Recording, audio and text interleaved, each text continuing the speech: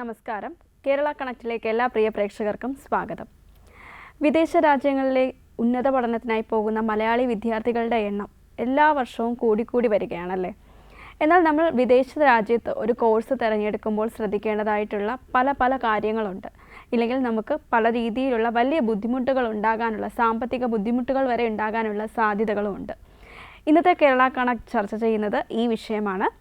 ഈ വിഷയത്തിൽ നമ്മുടെ ഉന്നത വിദ്യാഭ്യാസത്തിൽ വിദേശ രാജ്യങ്ങളിലേക്ക് തിരഞ്ഞെടുക്കാവുന്ന കോഴ്സുകൾ, അതുപോലെ നമ്മൾ ശ്രദ്ധിക്കേണ്ട കാര്യങ്ങൾ എന്നിവയാണ് ഇന്നത്തെ കേരള കണക്ട് ചർച്ച ചെയ്യുന്നത്. ഈ വിഷയത്തെക്കുറിച്ച് നമുക്കൊപ്പം സംസാരിക്കാനായുള്ളത് കേരള കേന്ദ്ര സർവകലാശാലയിലെ അസോസിയേറ്റ് പ്രൊഫസറായ ഡോക്ടർ പി അനിൽകുമാർ സാറാണ്. സർ, സ്വാഗതം സർ. കേരള കണക്ട് കണ്ടുകൊണ്ടിരിക്കുന്ന പ്രേക്ഷകർക്കും ഈ വിഷയവുമായി ബന്ധപ്പെട്ട സംശയം ചോദിക്കാവുന്നതാണ്. സ്ക്രീനിൽ കാണുന്ന നമ്പറിലേക്ക് വിളിക്കാം. അതുപോലെ തന്നെ വാട്സപ്പിലും നിങ്ങൾക്ക് മെസ്സേജായി നിങ്ങളുടെ സംശയങ്ങൾ ചോദിക്കാവുന്നതാണ്. സർ, നമ്മുടെ ഈ ഒരു വിഷയം എന്ന് പറയുന്നത് ഇന്നത്തെ സാഹചര്യത്തിൽ വളരെ റെലവൻ്റ് ആയിട്ടുള്ളൊരു കാര്യമാണ്. കാരണം പണ്ടൊക്കെ നമുക്ക് ഒരു റിസർച്ച് ലെവലിലേക്കായിരുന്നു മലയാളികൾ കൂടുതലായിട്ടും കോഴ്സുകൾ എടുത്ത് വിദേശത്തേക്ക് പോയിക്കൊണ്ടിരുന്നത്. പക്ഷേ ഇന്ന് ഇപ്പോൾ +2 കഴിയുമ്പോൾ തന്നെ കുട്ടികൾ വിദേശ രാജ്യങ്ങളിലെ കോഴ്സുകൾ അന്വേഷിച്ച് പോകാൻ തുടങ്ങുകയാണ്. ഭൂരിഭാഗവും അങ്ങനെയുള്ള വിദ്യാർത്ഥികളാണ്. എന്തായിരിക്കും സർ ഇത്തരത്തിലുള്ളൊരു മാനസിക മാറ്റത്തിന് കാരണമായി സാറ് കാണുന്നത്? അല്ല, ഇതിനെക്കുറിച്ച് ചില പഠനങ്ങളൊക്കെ നടത്തിയിട്ടുണ്ട്. ഇപ്പോൾ കൊച്ചിയിൽ തന്നെ CPPR എന്ന് പറയുന്ന ഒരു ഏജൻസിനെ കുറിച്ചൊരു പഠനം നടത്തിയിരുന്നു. അതിൽ രസകരമായ അല്ലെങ്കിൽ സാധാരണ നമ്മൾ കാണാത്ത ചില വസ്തുതകളാണ് അവരുടെ പഠനത്തിൽ നിന്ന് കണ്ടെത്തിയത്. ഒന്ന്, നമ്മളൊക്കെ കരുതുന്നത് കുട്ടികൾ ഇവിടെ നിന്ന് പുറത്തേക്ക് പോകുന്നത് പഠന സൗകര്യങ്ങൾ ഇവിടെ ഇല്ലാത്തത് മാത്രമാണ് എന്നതുകൊണ്ടാണ്. അങ്ങനെയല്ല. 2 പ്രധാനപ്പെട്ട കാര്യങ്ങളാണ് ഇതിനെ ചൂണ്ടിക്കാണിക്കപ്പെടുന്നത്. ഒന്ന്, പല സ്ഥാപനങ്ങളിലും, അതായത് പുതുതായി വരുന്ന പല കോഴ്സുകളും ഉള്ള സ്ഥാപനങ്ങളിലെ ഫീസ് ഘടന അത് വളരെ കൂടുതലാണ് പല കുട്ടികളും പറയുന്നത്. മറ്റൊരു പ്രധാനപ്പെട്ട ഘടകമായി അവർ പറയുന്നത് തീർച്ചയായിട്ടും അതിൻ്റെ അവൈലബിലിറ്റി എല്ലായിടവും കിട്ടുന്നില്ല. അവർക്ക് തിരഞ്ഞെടുക്കാൻ പറ്റുന്ന സ്ഥാപനങ്ങളുടെ എണ്ണത്തിൽ വരുന്ന കുറവ്, കോഴ്സിൻ്റെ പലപ്പോഴും നീണ്ടുപോകുന്ന കോഴ്സുകൾ, പല കാര്യങ്ങളെ സംബന്ധിച്ച് കുട്ടികൾക്ക് കൃത്യമായ വിവരമില്ലായ്മ, ഇതൊക്കെ ഉണ്ടാകുന്നു എന്നുള്ളതാണ്. അപ്പോൾ അതുകൊണ്ട് പിന്നെ ഞാൻ മൂന്നാമെന്ന് പറഞ്ഞാൽ നമ്മൾ ശ്രദ്ധിക്കാത്ത ഒരു കാര്യം, പല കുട്ടികളും ഇതൊരു കൾച്ചറൽ ഇതിൻ്റെ ഭാഗമായിട്ട് കൂടി എടുക്കുന്നു. ചിലരൊക്കെ പറയുന്നുണ്ട് ഞങ്ങൾക്ക് കുറച്ചുകൂടെ ഫ്രീഡം വേണം, ഞങ്ങൾ കുറച്ചുകൂടെ പുതിയ ലോകം കാണാൻ ഇഷ്ടപ്പെടുന്നു, പുതിയ സ്ഥലങ്ങൾ കാണാൻ ഇഷ്ടപ്പെടുന്നു. ഇപ്പോൾ മലപ്പുറത്ത് നിന്ന് പോയ ഒരു കുട്ടിയെ ഇൻ്റർവ്യൂ ആയിരുന്നു. അപ്പോൾ ആ കുട്ടി പറഞ്ഞൊരു കാര്യം എന്ന് പറയുന്നത്, സാർ ഞങ്ങൾ പോയാലും ഞങ്ങളുടെ നാട്ടിൽ പഠിക്കുന്നതിനേക്കാൾ കുറച്ചുകൂടെ ഫ്രീഡം ഞങ്ങൾക്ക് അവിടെ കിട്ടുമെന്ന് ഞങ്ങൾ പ്രതീക്ഷിക്കുന്നു, അതുകൊണ്ട് ഞങ്ങളത് തിരഞ്ഞെടുക്കുകയാണ്. ഇങ്ങനെ പല തരത്തിലുള്ള വേർഷൻസാണ് നമുക്ക് കാണാൻ കഴിയുക. ഉദാഹരണത്തിന് MBBS പഠിക്കുന്ന ഒരു കുട്ടിയെ സംബന്ധിച്ചിടത്തോളം ഇവിടെ പ്രൈവറ്റ് പഠിച്ചിറങ്ങുന്നതിനേക്കാൾ കുറഞ്ഞ തുകയ്ക്ക് അവർക്ക് പുറത്തുനിന്നുള്ള സ്ഥാപനത്തിൽ നിന്ന് പഠിച്ചിറങ്ങാൻ കഴിയും. ഇവിടെ അഡ്മിഷൻ കിട്ടണമെങ്കിൽ അതിൻ്റെ കടമ്പകൾ അതിനേക്കാൾ ഏറെയാണ്. ഇതൊന്നും ഇല്ലാതെ തന്നെ അവർക്ക് വളരെ എളുപ്പത്തിൽ അഡ്മിഷൻ കിട്ടുന്നതിനും അതുപോലെ തന്നെ കോഴ്സ് പൂർത്തിയാക്കുന്നതിനും പിന്നീട് ഇവിടെ വന്ന് ടെസ്റ്റ് എഴുതി ക്വാളിഫൈ ചെയ്തെങ്കിൽ മാത്രമേ അവർക്ക് ഇവിടെ പ്രാക്ടീസ് ചെയ്യാൻ പറ്റൂ എന്നുള്ളത് വേറൊരു കാര്യം. പക്ഷേ ഇതൊന്നും ആലോചിക്കാതെ പലപ്പോഴും അവർ വിദേശ രാജ്യങ്ങൾ തിരഞ്ഞെടുക്കുന്നു. അവർ പോയി കഴിഞ്ഞാൽ ഞങ്ങൾക്ക് ഇതൊക്കെ ക്വാളിഫൈ ചെയ്യാൻ പറ്റും എന്നൊരു വിശ്വാസം അവർക്ക് വരുന്നു. അപ്പോൾ ഇങ്ങനെ പല തരത്തിലുള്ള ഘടകങ്ങൾ കൊണ്ടാണ്. അപ്പോൾ പഠന സൗകര്യമില്ലായ്മ മാത്രമല്ല, ഒട്ടേറെ ഘടകങ്ങളുടെ ഒരു കോമ്പിനേഷനാണ്. ഫീസ് ഘടന കൃത്യമായി പലപ്പോഴും ഇവിടെ കോഴ്സുകൾ നടത്തി കഴിഞ്ഞാൽ ആ സമയത്ത് റിസൾട്ട് വരുന്നില്ല, പലതും നീണ്ടുപോകുന്നു, പലതിനെ സംബന്ധിച്ചിടത്തോളം വ്യക്തതയില്ലായ്മ. ഇപ്പോൾ 4 വർഷ ബിരുദ പ്രോഗ്രാം തുടങ്ങിയപ്പോൾ ഉണ്ടായ ഏറ്റവും വലിയൊരു പ്രശ്നം എന്ന് പറഞ്ഞാൽ അതിന് കൃത്യമായ സിലബസിനെ സംബന്ധിച്ചുണ്ടായിരുന്ന പലതും ഒരു കൺഫ്യൂഷൻ കുട്ടികളുടെ ഇടയിലും പേരൻസിൻ്റെ ഇടയിലും ഒക്കെ ഉണ്ടായിരുന്നു. അപ്പോൾ ഇതൊക്കെ ഈ കാരണങ്ങളുടെ എല്ലാം ഒരു കോമ്പിനേഷൻ ഫാക്ടറാണ് കുട്ടികൾ പലപ്പോഴും ഞങ്ങൾ പുറത്തേക്ക് പോകാം. കാരണം അവരെ സംബന്ധിച്ചിടത്തോളം ആ ഏജിൽ ഒരു ബിരുദ ഒരു 15 അല്ലെങ്കിൽ 18 വയസ്സ്, 19 വയസ്സ്, 20 വയസ്സ് എന്നൊക്കെ പറയുമ്പോൾ അവരൊക്കെ എക്സ്പ്ലോർ ചെയ്യാനുള്ള അല്ലെങ്കിൽ മറ്റ് പലതും പുതുതായി കാണാനും ഒക്കെയുള്ള ആഗ്രഹം വളരെ കൂടുതലാണ്. അപ്പോൾ അവരെ സംബന്ധിച്ചിടത്തോളം പൈസ ഉള്ള കുട്ടികൾ, ഞങ്ങൾക്ക് പുറത്ത് പൈസ കൊടുത്ത് പഠിക്കാൻ പറ്റുമെന്ന് വിശ്വാസമുള്ള കുട്ടികൾ, അവരെ സംബന്ധിച്ചിടത്തോളം ഫോറിൻ ഡിഗ്രി കുറേ കൂടെ നല്ലതാണെന്നൊരു തോന്നൽ അവർക്കുണ്ടാകുന്നു. മറ്റു രാജ്യം കാണാനുള്ള ആഗ്രഹം അവർക്കുണ്ടാകുന്നു. ഇവിടുത്തെ അഡ്മിഷൻ്റെ നൂലാമാലകളോ ഒന്നും തന്നെ ഇല്ല. മറ്റൊരു പ്രധാനപ്പെട്ട കാര്യം, അവർക്ക് അവിടെ ഏൺ ചെയ്യാൻ പറ്റും അതായത് പോയാൽ മറ്റ് തൊഴിലവസരങ്ങളും ഒക്കെ കിട്ടും. അപ്പോൾ അവിടെ പോയി ഈ ജോലി ചെയ്ത് പഠിക്കാൻ്റെ അവസരം അവിടെ ഉണ്ടെന്ന് ഇങ്ങനെ പലരും പറഞ്ഞു കേൾക്കുന്നുണ്ടല്ലോ. അപ്പോൾ അത് ഉപയോഗപ്പെടുത്താൻ പറ്റും. ഇതെല്ലാം മനസ്സിൽ വെച്ചുകൊണ്ടാണ് ഈ കുട്ടികളൊക്കെ ഇവിടുന്ന് വണ്ടി കയറുന്നത്. പക്ഷേ ഇതിൻ്റെ വസ്തുതകൾ ഇപ്പോൾ പലപ്പോഴും വരുന്ന വാർത്തകൾ നമ്മളെ ഭയപ്പെടുത്തുകയും വിഷമിപ്പിക്കുകയൊക്കെ ചെയ്യുന്നതാണ്. പല കുട്ടികളും പല അപകടത്തിലുമൊക്കെ ചെന്ന് ചാടുന്നുണ്ട്. പക്ഷേ ഒരു കാര്യം നമ്മൾ മനസ്സിലാക്കുക, ആഗോള തരത്തിൽ വിദ്യാഭ്യാസ രംഗത്ത് വാണിജ്യവൽക്കരണവും അതുപോലെ തന്നെ ഒരുപാട് വലിയ കടമ്പകളും കിടമത്സരങ്ങളും ഒക്കെ വരുന്ന ഈ കാലഘട്ടത്തിൽ ഉന്നത സർവകലാശാലകൾ പോലും നമ്മുടെ നാട്ടിലേക്ക് വരികയും നമ്മുടെ സർവകലാശാലകൾക്ക് മറ്റു രാജ്യങ്ങൾക്ക് പോയി അതുപോലെ ചെയ്യാൻ കഴിയുന്നുണ്ടോ എന്നുള്ള ചോദ്യവും നിലനിൽക്കുന്നു. അപ്പോൾ അതുകൊണ്ട് ഈ സാഹചര്യത്തിൽ ഇത് തിരഞ്ഞെടുക്കുന്നതിനുമൊക്കെ ഒട്ടേറെ മാനദണ്ഡങ്ങളും ഒട്ടേറെ ഘടകങ്ങളും ഒക്കെ ശ്രദ്ധിക്കേണ്ടതായിട്ടുണ്ട്. അപ്പോൾ കുട്ടികൾ പോകുന്ന ഈ കാരണങ്ങളൊക്കെ കൊണ്ടാണ് എന്നാണ് എനിക്ക് തോന്നിയിട്ടുള്ളത്. ഇപ്പോൾ സാറ് പറഞ്ഞതുപോലെ തന്നെ ഒരുപാട് കുട്ടികളും ഇതിലൊക്കെ അട്രാക്ട് ചെയ്യപ്പെടുന്നത് പലതരത്തിലുള്ള പരസ്യങ്ങളിലൂടെ കൂടിയാണ്. തീർച്ചയായിട്ടും. അപ്പം ഒട്ടേറെ പരസ്യങ്ങളിലാണ് കുട്ടികൾ വീണു പോകുന്നത്. അപ്പോൾ ഈ കുട്ടികൾ ഇങ്ങനെയുള്ള ഏജൻസികളുടെ പരസ്യം കണ്ട് പിറകെ പോകുന്ന ഒരു പ്രവണതയുണ്ട് ഇപ്പോൾ. അപ്പോൾ ഇങ്ങനെ തിരഞ്ഞെടുക്കുമ്പോൾ നമ്മൾ കൂടുതലായിട്ടും യൂണിവേഴ്സിറ്റിയുടെ ബ്രാൻഡ് വാല്യൂ നോക്കിയാണോ, അതല്ലെങ്കിൽ ആ കുട്ടിക്ക് കോഴ്സ് ത്രൂ അവിടെ എന്തെങ്കിലും പ്രാക്ടിക്കൽ എക്സ്പോഷർ എന്തൊക്കെ കിട്ടുമെന്നുള്ളത് നോക്കിയിട്ടാണോ, എങ്ങനെയാണ് ഒരു കോഴ്സ് തിരഞ്ഞെടുത്ത് പോകേണ്ടുന്നത് എന്നുള്ളതിനേക്കാൾ എങ്ങനെയാണ് പോകുന്നത് എന്ന് ഞാൻ പറയാം. പലപ്പോഴും പല കുട്ടികൾ ചില കോഴ്സുകൾ ആലോചിക്കുന്നു. ഇപ്പോൾ ഉദാഹരണത്തിന് ഏതെങ്കിലും ഒരു മാനേജ്മെൻറ്റുമായി ബന്ധപ്പെട്ടതോ അല്ലെങ്കിൽ മെഡിസിനുമായി ബന്ധപ്പെട്ടതോ ആയിട്ടുള്ള ഏതെങ്കിലും ഒരു കോഴ്സ് വിദേശ സർവകലാശാലകളിൽ പഠിക്കണമെന്ന് തീരുമാനിച്ചാൽ അവരാദ്യം ആലോചിക്കുന്നത് ഫീസ് ഘടനയെക്കുറിച്ചും അവർക്ക് കിട്ടാവുന്ന ഹോസ്റ്റൽ സൗകര്യങ്ങളെക്കുറിച്ചും പിന്നെ അവരുടെ സുഹൃത്തുക്കൾ അവിടെ ഉണ്ടോ എന്നിങ്ങനെ പെട്ടെന്ന് അവർക്ക് ലഭ്യമാകുന്ന പെട്ടെന്നുള്ള സാഹചര്യങ്ങളാണ്. അപ്പോൾ ഈ സമയത്താണ് വലിയ അഡ്വർടൈസ്മെൻറ്റുകളുമായി ധാരാളം ഏജൻസികൾ, ഇപ്പോൾ കൂണ് പോലെ ഇഷ്ടം പോലെ ഏജൻസികൾ നിങ്ങൾക്ക് നോക്കിക്കഴിഞ്ഞാൽ മുക്കിന് കാണാനായിട്ട് കഴിയും. അതിൻ്റെ ഏറ്റവും പ്രധാനപ്പെട്ട ഒരു കാര്യം, എന്തുകൊണ്ടാണ് ഇത്രയും സ്ഥാപനങ്ങൾ ആ ഫീൽഡിലേക്ക് വരുന്നത്? കാരണം അവർ സമയം ചിലവാക്കുന്നു, അവർ അഡ്വർടൈസ്മെൻറ്റ് കൊടുക്കുന്നു, അവർ ഇത്രയും വലിയ നിങ്ങളുടെ മൊബൈൽ ഫോണിലേക്ക് ഒരു കുട്ടി ഉണ്ടെങ്കിൽ ഒരു 5-6 തവണ അവർ വിളിക്കുന്നു. ഇതൊക്കെ അവർ സൗജന്യമായി ചെയ്യുന്നതല്ലല്ലോ. അപ്പോൾ അവർ പറയുന്നത് എന്താ, നിങ്ങളിൽ നിന്ന് ഞങ്ങളൊരു കമ്മീഷൻ ഈടാക്കുന്നു, നിങ്ങൾ പോകുമ്പോൾ ഒരു തുച്ഛമായ പൈസ, ചിലപ്പോൾ ഒരു 5,000 രൂപ അല്ലെങ്കിൽ ഒരു 10,000 രൂപ ഞങ്ങളൊരു കമ്മീഷൻ ഈടാക്കുന്നു എന്ന് മാത്രമാണ് അവർ പറയുന്നത്. യഥാർത്ഥ വസ്തുത അതല്ല. യഥാർത്ഥ വസ്തുത എന്ന് പറഞ്ഞാൽ പലപ്പോഴും സർവകലാശാല പറയുന്ന, വിദേശത്തുള്ളയായാലും മറ്റേത് തരത്തിലുള്ള സർവകലാശാലയായാലും അവർ പറയുന്ന ഫീസ് ഘടനയിലും ഹോസ്റ്റലിൻ്റെ ഫീസ് ഘടനയിലും ഒക്കെ വളരെ വ്യത്യസ്തമായ ഭീമമായൊരു തുകയായിരിക്കും പലപ്പോഴും കുട്ടികളിൽ നിന്ന് വാങ്ങുന്നത്. എന്നിട്ട് കാലാകാലങ്ങളെ അടയ്ക്കേണ്ടുന്ന സമയത്ത് അവർ കൃത്യമായ തുക യൂണിവേഴ്സിറ്റിയിലേക്ക് അടയ്ക്കേണ്ടത് അവരായിരിക്കും. ഇതൊക്കെ അവിടെ ചെന്നതിന് ശേഷമായിരിക്കും കുട്ടികൾ മനസ്സിലാക്കുന്നത്. പിന്നെ നിർവാഹമൊന്നുമില്ല, കാരണം ആൾറെഡി അവർ പൈസ കൊടുത്തു കഴിഞ്ഞു. അപ്പോൾ ഇതിനകത്ത് ഏറ്റവും നല്ല ഒരു, അതുപോലെ തന്നെ ഇപ്പോൾ റാങ്കിങ് ഒരു വലിയ പ്രശ്നമാണ്. കാരണം 100 ഏജൻസികളുടെ റാങ്കിങ് വരുന്നുണ്ട്, വലിയ സ്ഥാപനങ്ങൾ അല്ലെങ്കിൽ ഏറ്റവും പ്രധാനപ്പെട്ട സ്ഥാപനങ്ങളെന്ന് പറയുന്നത്. അപ്പം നമ്മൾ ഒരിക്കലും UGCയുടെ റാങ്കിങ്ങോ അല്ല ഇന്ത്യ തലത്തിലുള്ള ഏതെങ്കിലും റാങ്കിങ്ങോ നോക്കിയിട്ടോ ഒന്നും അല്ല പോകുന്നത്. നമ്മൾ അല്ലെങ്കിൽ UGC അക്സെപ്റ്റ് ചെയ്ത സ്ഥാപനമാണോ എന്ന് പോലും നമ്മൾ അന്വേഷിക്കാറില്ല. മറിച്ച് നമ്മൾ പുറമേ കാണുന്ന പത്രങ്ങളിലും മറ്റു മാധ്യമങ്ങളിലും ഒക്കെ കാണുന്ന ചില അവാർഡുകൾ സംഘടിപ്പിച്ചെടുക്കുന്ന യൂണിവേഴ്സിറ്റികളുണ്ട്, ഫേക്ക് യൂണിവേഴ്സിറ്റികൾ ധാരാളമായിട്ടുണ്ട്. ഇവയുടെയൊക്കെ പരസ്യങ്ങൾ കണ്ടാണ് പലപ്പോഴും പേരൻസും ഈ കുട്ടികളും ഒക്കെ അതിൽ ചെന്ന് ചാടുന്നത്. യഥാർത്ഥത്തിൽ ചെയ്യേണ്ടുന്നത്, നിങ്ങൾക്കൊരു സർവകലാശാല പഠിക്കാൻ ആഗ്രഹമുണ്ടെങ്കിൽ, ഒരു വിദേശത്തുള്ള സർവകലാശാലകളാണെങ്കിൽ എല്ലാ സർവകലാശാലകളിലും, വിദേശത്തിലെ എല്ലാ നല്ല സർവകലാശാലകൾക്കും അതിന് വെബ്സൈറ്റ് ഉണ്ടാവും, അതിന് കോൺടാക്റ്റ് അഡ്രസ്സ് ഉണ്ടാവും, അതിൻ്റെ ബാക്കിയുള്ള ഡീറ്റെയിൽസ് എല്ലാം ഉണ്ടാകും. ഇതൊക്കെ നമുക്കുണ്ട്. ഒരു വിദേശത്ത് കുട്ടികളെ അയക്കുന്നതിനൊക്കെ വേണ്ടി ഇന്ത്യയിൽ കൾച്ചറൽ ഡിപ്പാർട്ട്മെൻറ്റ്, എഡ്യൂക്കേഷൻ ഇതുമായി ചേർന്നിട്ട് നമുക്കും ഉണ്ട്. കുട്ടികളെ വിദേശത്ത് നിന്ന് എക്സ്ചേഞ്ച് ചെയ്യുന്ന പ്രോഗ്രാമൊക്കെ ഉണ്ട്, ഇന്ത്യ ഗവൺമെൻറ്റിനും ഉണ്ട്. അപ്പോൾ ഒന്നുകിൽ അവർ പറഞ്ഞിട്ടുള്ള സ്ഥാപനങ്ങൾ നോക്കാം, ഇല്ലെങ്കിൽ നിങ്ങൾക്ക് ആ സ്ഥാപനത്തിൻ്റെ വെബ്സൈറ്റിൽ പോയിട്ട് അതിൻ്റെ ഒരു ആധികാരികത ഉറപ്പുവരുത്താനായിട്ട് കഴിയും. ഇത് ആ സ്ഥാപനം എങ്ങനെയാണ്, അത് സ്റ്റേറ്റ് സ്പോൺസേഡ് സ്ഥാപനമാണോ, പ്രൈവറ്റ് സ്ഥാപനമാണോ, അവരുടെ കണ്ടീഷൻസ് എന്തൊക്കെയാണ്, ഫീസ് ഘടന എന്തൊക്കെയാണ്. അതുപോലെ തന്നെ പല സ്ഥാപനങ്ങളിലും നിങ്ങൾക്ക് നേരിട്ട് കമ്മ്യൂണിക്കേഷൻ നടത്താനായിട്ട് കഴിയും. സർ, നമുക്ക് അതിലേക്ക് വരാം. നമുക്കൊരു കോളർ വെയിറ്റിംഗ് ആണ്. ഹലോ, കേരള കണക്റ്റിലേക്ക് സ്വാഗതം. ഞാൻ കൊല്ലത്ത് വിളിക്കുകയാണ്. ഓക്കെ, സാറിനോട് സംശയം ചോദിച്ചോളൂ. ഓക്കെ, നമസ്കാരം സാർ. എൻ്റെ പേര് പ്രകാശ് എന്നാണ്. നമസ്കാരം. ഞാൻ വിളിച്ചത് നമ്മുടെ ഈ ഡീംഡ് യൂണിവേഴ്സിറ്റി ഉള്ളോ, കേരളത്തിലുള്ള ഡീംഡ് യൂണിവേഴ്സിറ്റി, പിന്നെ ഈ ജെയിൻ യൂണിവേഴ്സിറ്റി, അമൃത, അതെല്ലാം നമ്മൾ ഇന്റർനാഷണൽ ലെവലിൽ വേണ്ടിയിട്ടുള്ളതാണോ? അല്ല, ഇത് നമുക്ക് ഇൻ്റർനാഷണൽ ലെവലിലെ അക്സെപ്റ്റൻസ് എന്ന് പറഞ്ഞാൽ ഓരോ സർവകലാശാലകൾക്കും അതിൻ്റേതായ നിയമങ്ങളുണ്ടാകും. ഓക്കെ, ഇപ്പോൾ ഇത് കേരളത്തിൽ, ഇപ്പോൾ ഇന്ത്യയെ സംബന്ധിച്ചിടത്തോളം ഇത് അപ്രൂവ്ഡ് ആയിട്ടുള്ള UGC അംഗീകൃതമായിട്ടുള്ള ഒരു സർവകലാശാലയാണോ എന്ന് മാത്രമാണ് ഏറ്റവും പ്രധാനം ഇന്ത്യയെ സംബന്ധിച്ചിടത്തോളം. അപ്പോൾ അതിൽ UGC അംഗീകൃതമായ സർവകലാശാലയും കോഴ്സും ആണെങ്കിൽ നമ്മൾ അതിനെ സംബന്ധിച്ച് നമ്മളെ സംബന്ധിച്ചിടത്തോളം ആകുലപ്പെടേണ്ടതില്ല. പക്ഷേ അത് മറ്റൊരു സർവകലാശാല അക്സെപ്റ്റ് ചെയ്യണമോ വേണ്ടയോ എന്നുള്ളത് അവരുടെ നിയമങ്ങളെ സംബന്ധിച്ചാണ് അവർ തീരുമാനമെടുക്കുന്നത്. ഇപ്പോൾ ഉദാഹരണത്തിന് ഓക്സ്ഫോർഡ് സർവകലാശാല നടത്തുന്ന ഒരു കോഴ്സാണെങ്കിൽ പോലും അത് കേരളത്തിൽ അംഗീകരിക്കണമോ വേണ്ടയോ എന്ന് തീരുമാനിക്കുന്നത് നമ്മളാണ്, നമ്മുടെ സർവകലാശാലയാണ്.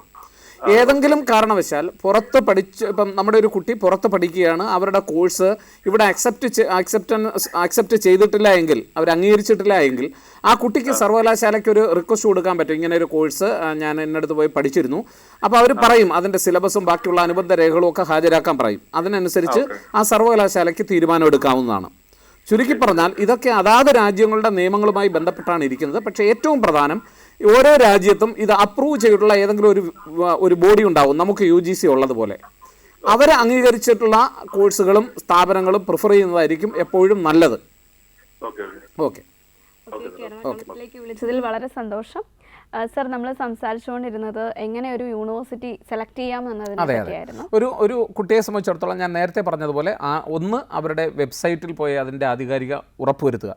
രണ്ടാമത് അവർക്ക് അവിടെ ഏതെങ്കിലും തരത്തിൽ എല്ലാ സർവകലാശാലകളും കമ്മ്യൂണിക്കേഷൻസിന് വേണ്ടിയൊക്കെ പ്രത്യേക വിഭാഗങ്ങളുണ്ടാവും. അവരുമായി ബന്ധപ്പെട്ട് പബ്ലിക് റിലേഷൻസ് ഓഫീസറുമായിട്ടോ അല്ലെങ്കിൽ അക്കാഡമിക് കാര്യങ്ങൾ കൈകാര്യം ചെയ്യുന്ന വിഭാഗങ്ങളുമായിട്ടൊക്കെ ബന്ധപ്പെട്ട് അവർക്ക് ഇതിൻ്റെ ആധികാരികത ഉറപ്പുവരുത്താനായിട്ട് കഴിയും. ഇനി മൂന്നാമത്, ഒരു കുട്ടി അവിടെ പഠിക്കാൻ പിന്നെ ഈ പല സ്ഥാപനങ്ങളും കേരളത്തിൽ തന്നെ വന്ന് പല എക്സ്പോകളും നടത്താറുണ്ട്. അത് പല സംഘടനകളുമൊക്കെ ഓർഗനൈസ് ചെയ്യാറുണ്ട്. അപ്പോൾ ആ യൂണിവേഴ്സിറ്റികളുടെ പ്രതിനിധികളെ നേരിട്ട് കണ്ട് സംസാരിക്കുന്നത് നല്ലതാണ്. ഈ പ്രൈവറ്റ് ഏജൻസികളുമായി സംസാരിക്കുന്നതിന് പകരം ആ യൂണിവേഴ്സിറ്റിയുടെ തന്നെ പ്രതിനിധികളുമായിട്ട് നേരിട്ട് സംസാരിക്കുന്നത് വളരെ നല്ലതാണ്. മറ്റൊരു കാര്യമെന്ന് പറയുന്നത്, മുൻപ് നിങ്ങളവിടെ പഠിച്ചിട്ടുള്ള ഏതെങ്കിലും വിദ്യാർത്ഥികളുമായി നേരിട്ട് ബന്ധപ്പെട്ട് കാര്യങ്ങൾ ഉറപ്പുവരുത്തുന്നത് കുറേ കൂടെ ഭംഗിയായിട്ടുള്ള കാര്യമാണ്. ഇനി പോകാൻ പൂർണ്ണമായി തീരുമാനിച്ചാൽ തീർച്ചയായിട്ടും എല്ലാ കോൺസുലേറ്റുകളിലും നിങ്ങൾക്ക് അന്വേഷണം നടത്താം. ഇങ്ങനൊരു സർവകലാശാല ഉണ്ടോ, ആ സർവകലാശാല എത്രത്തോളം നല്ലതാണ് എന്നൊക്കെയുള്ള. ഇപ്പം റഷ്യയിൽ ഒരു കുട്ടി പഠിക്കാൻ പോവുകയാണ്, ഇവിടെ റഷ്യൻ ഓണററി കോൺസുലേറ്റ് ഉണ്ട്. അവിടെ ചോദിച്ചു കഴിഞ്ഞാൽ നമുക്കതിനെ സംബന്ധിച്ചിടത്തോളം ഒരു വിവരം കിട്ടും, ആധികാരികത കിട്ടും. അത്രയൊന്നും പോകേണ്ടി വരില്ല. പിന്നെ കൂടുതൽ നമ്മൾ വളരെ റിസ്ക് എടുത്ത് ഭയപ്പാടോടുകൂടി പോവുകയാണെങ്കിൽ നമുക്ക് ഇങ്ങനെയൊക്കെ ചെയ്യാൻ പറ്റും. നമ്മുടെ പല ഏജൻസികളോട് പിന്നെ നല്ല അധ്യാപകരോട് കൺസൾട്ട് ചെയ്യുക എന്നുള്ളതാണ്. അവരും ഒക്കെ ഇക്കാര്യത്തിൽ ഗൈഡ് ചെയ്യും എന്നാണ് എനിക്ക് തോന്നുന്നത്. എനിക്ക് പറയാനുള്ളത്, ഈ പ്രൈവറ്റ് ഏജൻസികളുടെ കുഴിയിൽ ചെന്ന് ചാടരുത്. എല്ലാവരും മോശമാണെന്നോ എല്ലാവരും ഇതിന് തുരങ്കം വയ്ക്കുന്നവരാണെന്നോ ഉള്ള അഭിപ്രായം എനിക്കില്ല. പക്ഷേ അവരാരും ഒരു ചാരിറ്റി പ്രവർത്തനമല്ല നടത്തുന്നത്, അവരെല്ലാം പ്രോഫിറ്റിന് വേണ്ടിയാണ് അത് ചെയ്യുന്നത്. അപ്പോൾ സ്വാഭാവികമായും നിങ്ങളിൽ നിന്നൊരു വലിയ തുക നിങ്ങളറിയാതെ തന്നെ നഷ്ടപ്പെടുന്നുള്ള സാധ്യതയുണ്ട്. ചിലതെങ്കിലുമൊക്കെ അപകടത്തിൽ കൊണ്ട് ചാടിക്കുകയും ചെയ്യും. അപ്പോൾ അതുകൊണ്ട് നമുക്ക് അബദ്ധം പറ്റിയിട്ട് ഇതൊക്കെ അതിൽ നിന്നൊക്കെ പിന്തിരിയുന്നതിനേക്കാൾ നല്ലത് പറ്റാതിരിക്കുക എന്നുള്ളതാണ്. അതുകൊണ്ട് നമ്മളെപ്പോഴും നേരിട്ട് ആ സർവകലാശാലകളുമായി ബന്ധപ്പെടുക. പിന്നെ ആ സർവകലാശാലകളുടെ ക്രെഡിബിലിറ്റി, എത്ര കുട്ടികൾ അവിടെ പഠിക്കുന്നുണ്ട്, മുൻകാലത്തുള്ള അവരുടെ ട്രാക്ക് റെക്കോർഡ് എങ്ങനെയാണ്, പ്ലേസ്മെൻറ്റ് റെക്കോർഡ് എങ്ങനെയാണ്, ഇതൊക്കെ എല്ലാ സർവകലാശാലകളിലും ഇപ്പോൾ അവൈലബിളാണ്, അവരുടെ വെബ്സൈറ്റിൽ നിന്ന് തന്നെ അവൈലബിളാണ്. ഇതൊക്കെ നോക്കിയിട്ട് വേണം ഒരു കുട്ടി കോഴ്സ് തിരഞ്ഞെടുക്കുവാൻ.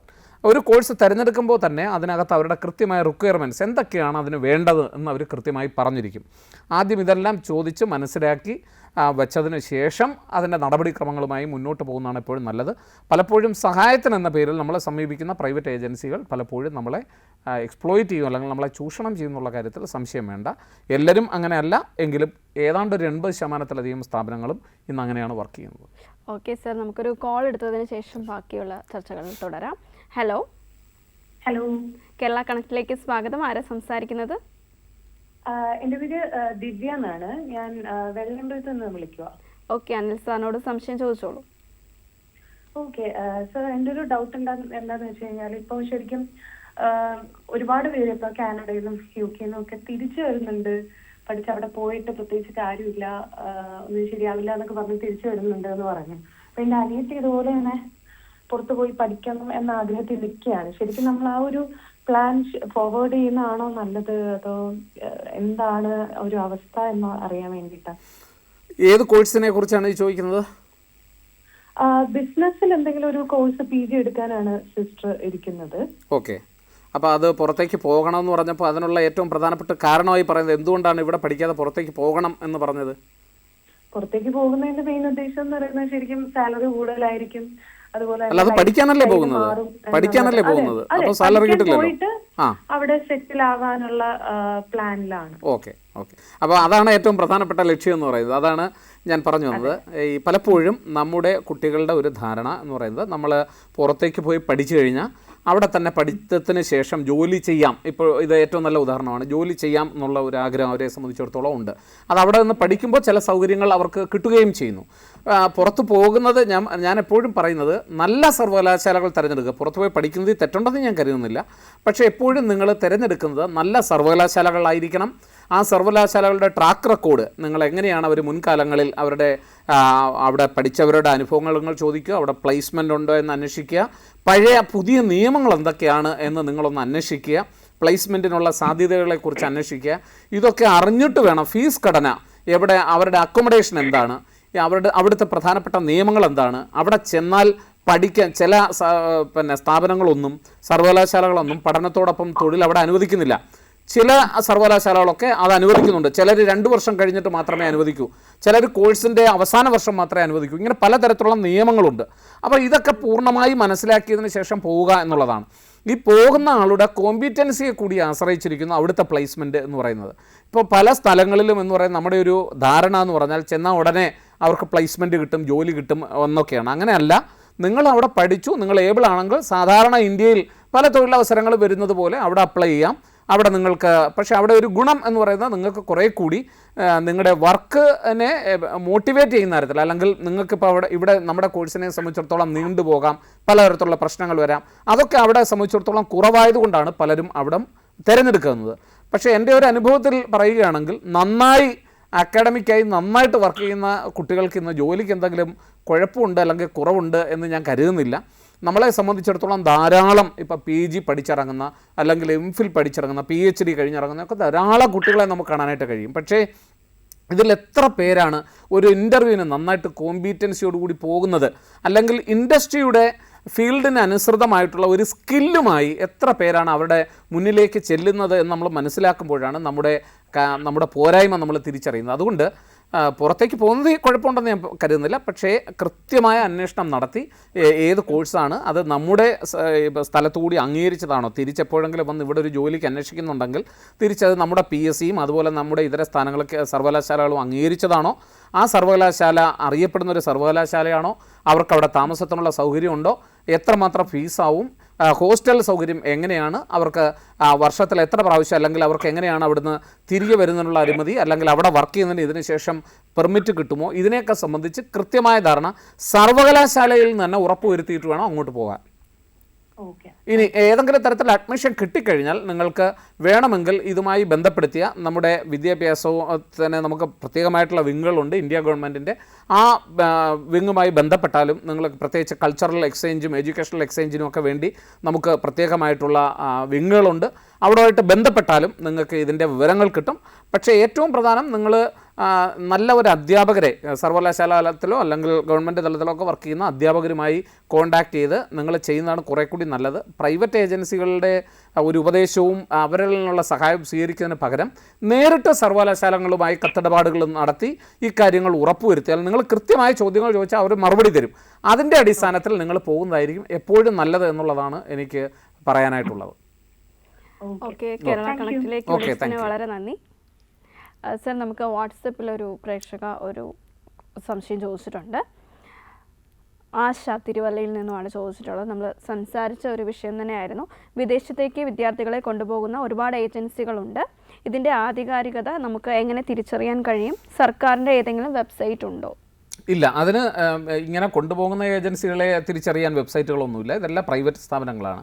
നമ്മൾ പരമാവധി അത് ഒഴിവാക്കുക എന്നുള്ളതാണ് ഞാൻ പറയുന്നത്. അവരുടെ സഹായം സ്വീകരിക്കരുതെന്നോ, അപ്പം നമുക്ക് തീരെ നിവൃത്തിയില്ലെങ്കിൽ അവരുടെ സഹായം സ്വീകരിക്കുന്നത് കുഴപ്പമൊന്നുമില്ല. പക്ഷേ നമുക്ക് തീരുമാനിക്കാൻ പറ്റണം എത്ര രൂപയാണ് അവിടെ ഫീസ്, അവിടെ എങ്ങനെയാണ് അവിടുത്തെ നിയമങ്ങളെന്നും നമ്മൾ അറിഞ്ഞിട്ട് വേണം അങ്ങോട്ട് പോകാൻ.